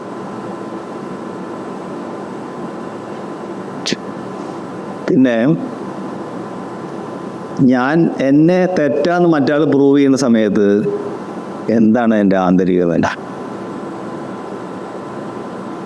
അയാൾ ഞാൻ തെറ്റാന്ന് അയാൾ പ്രൂവ് ചെയ്തു. ആ പ്രൂവ് ചെയ്ത സമയത്ത് എൻ്റെ ഇന്നർ കണ്ടീഷൻ എന്താണ്? ഡിസ്റ്റർബ്ഡ് ആണോ അതോ എങ്ങനെയെങ്കിലും തിരിച്ച് പ്രൂവ് ചെയ്യാനുള്ള വ്യഗ്രതയിലാണോ ഞാൻ? അത് പറഞ്ഞു ഇതിനെക്കുറിച്ച് അവെയറായി. അപ്പം എന്താ അവെയർ ആവേണ്ടത്? നമ്മൾ ആശയവിനിമയം നടത്തുമ്പോൾ എൻ്റെ ആന്തരിക നില എങ്ങനെയുണ്ട്? അതാണ് ആദ്യത്തെ ഐഡിയ. രണ്ടാമത്തെ ഐഡിയ, ഞാൻ കൂടുതൽ ശ്രദ്ധിക്കുകയാണോ, ലിസണിങ് ആണോ, സംസാരിക്കലാണോ കൂടുതൽ? കമ്മ്യൂണിക്കേഷൻ ക്ലാഷ് ആവുന്ന സമയത്ത് ഞാൻ കൂടുതൽ സംസാരിക്കുകയാണോ, കുറച്ച് സംസാരിക്കുകയാണോ, കൂടുതൽ കേൾക്കുകയാണോ? എന്നെ തെറ്റായിട്ട് പ്രൂവ് ചെയ്യുന്ന സമയത്ത് എൻ്റെ ആന്തരിക നില എന്താണ്? ആ സമയത്ത് ഞാൻ ശരിയാണെന്ന് പ്രൂവ് ചെയ്യാൻ വേണ്ടിയിട്ടാണോ സംസാരിച്ചുകൊണ്ടിരിക്കുന്നത്, അതോ ഞാനത് അക്സെപ്റ്റ് ചെയ്യണോ? ആ സമയത്ത് എൻ്റെ ഇന്നർ കണ്ടീഷൻ എന്താ അദ്ദേഹം ചെയ്യാൻ ഉദ്ദേശിക്കുന്നത്? എക്സ്റ്റേണൽ കണ്ടീഷനും ഇൻറ്റേർണൽ കണ്ടീഷനും തമ്മിൽ എങ്ങനെയാണ് കമ്മ്യൂണിയൻ നടക്കണമെന്ന് ഒബ്സർവ് ചെയ്യാൻ പറയുന്നത്. ഇതാണ് ബേസിക് ഐഡിയ. നേരത്തെ പറഞ്ഞത് എന്താ?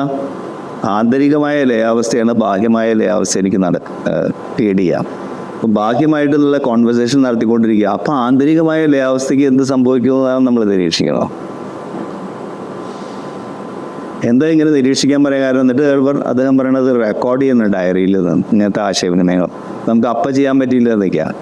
പിന്നീട് ഈവനിങ്ങിൽ ക്ലാഷ് ആയിട്ടുള്ള എല്ലാ കോൺവെർസേഷനും, ഹാർമോണിയസ് ആയിട്ടുള്ള എല്ലാ കോൺവെർസേഷനും റീകോൾ ചെയ്തിട്ട് മുഴുവൻ ഡയറിയിൽ റെക്കോർഡ് ചെയ്യുക.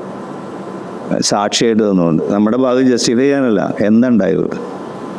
ആ സമയത്ത് ഒബ്സർവ് ചെയ്യേണ്ട കാര്യങ്ങൾ അദ്ദേഹം പറയാം. എന്താണ്? ഞാൻ കൂടുതൽ സംസാരിക്കുകയാണോ, കുറച്ച് കൂടുതൽ കേൾക്കുകയാണോ? സംസാരം ക്ലേശമാകുമ്പോൾ എൻ്റെ ആന്തരിക നില എങ്ങനെയുണ്ട്? ഞാൻ പറയുന്നത് പ്രൂവ് ചെയ്യാൻ ഞാൻ ശ്രമിച്ചുകൊണ്ടിരിക്കുകയാണോ? ഇൻ്റർ കണക്റ്റഡ്നെസ് എന്നുള്ള ഫീലിംഗ് എനിക്ക് അപ്പുണ്ടോ? നമ്മളെല്ലാവരും പരസ്പരം കണക്റ്റഡ് ആണെന്നുള്ള ഫീലിംഗ് ക്ലാഷ് ആവുന്ന സമയത്തുണ്ടോ? കാരണം എന്താ? നമ്മുടെ ഈ ഇന്നർ മെഡിറ്റേറ്റീവ് സ്റ്റേറ്റ്, ആന്തരികമായിട്ടുള്ള ധ്യാനാവസ്ഥയെക്കുറിച്ച് ബോധവാനാണെങ്കിൽ മാത്രമേ നമുക്ക് മാറ്റം വരുത്താൻ സാധ്യതയുള്ളൂ. എന്തിൽ? നമ്മുടെ മനോഭാവത്തിലും പെരുമാറ്റ രീതിയിലും മാറ്റം വരുത്താൻ സാധ്യതയില്ല. അപ്പം അദ്ദേഹം ഇപ്പോൾ നമ്മളെന്താ ചെയ്യുക? ഇത്രയും പറഞ്ഞ് നമ്മൾ അടുത്ത സ്റ്റെപ്പിലേക്ക് പോകണില്ല. കാരണം അത് അടുത്ത പ്രാവശ്യം നമ്മൾ എങ്ങനെ മനോഹരമായിട്ട് നമുക്ക് ഒരു കേൾവിക്കാരനാവാം, എങ്ങനെ സ്നേഹത്തോടെ നമുക്ക് ആശയവിനിമയം നടത്താം എന്നുള്ള ഭാഗം ഡിസ്കസ് ചെയ്യാം. അപ്പം അത് ഡിസ്കസ് ചെയ്യുന്നതിൻ്റെ മുമ്പായിട്ട് ഇതുവരെ നമ്മൾ മനസ്സിലാക്കിയ കാര്യങ്ങൾ അടുത്ത പ്രാവശ്യം നമ്മൾ ചർച്ച ചെയ്യുന്നവരെ പ്രായോഗികമാക്കേണ്ട കാര്യങ്ങൾ 2 കാര്യങ്ങൾ അറിയും. എന്തൊക്കെയാണ്? ഒന്ന്, സ്മൈൽ. Very good. സ്മൈൽ. അട്ടഹാസമല്ല, ഓർമ്മിക്കണം. മന്ദഹാസം അട്ടഹാസം 2 വാക്കല്ലേ? വാക്ക് കേട്ടാൽ തന്നെ അറിയാം. മറ്റേലൊരു അട്ടയുണ്ട്. അപ്പോൾ മന്ദഹാസം, സ്മൈൽ. ഏറ്റവും നീളം കൂടിയ വാക്കാണ്, മറന്നു പോകരുത്. ഇംഗ്ലീഷിൻ്റെ വേറൊരു അതിലേക്ക് നീളമുള്ളൊരു വാക്കില്ല.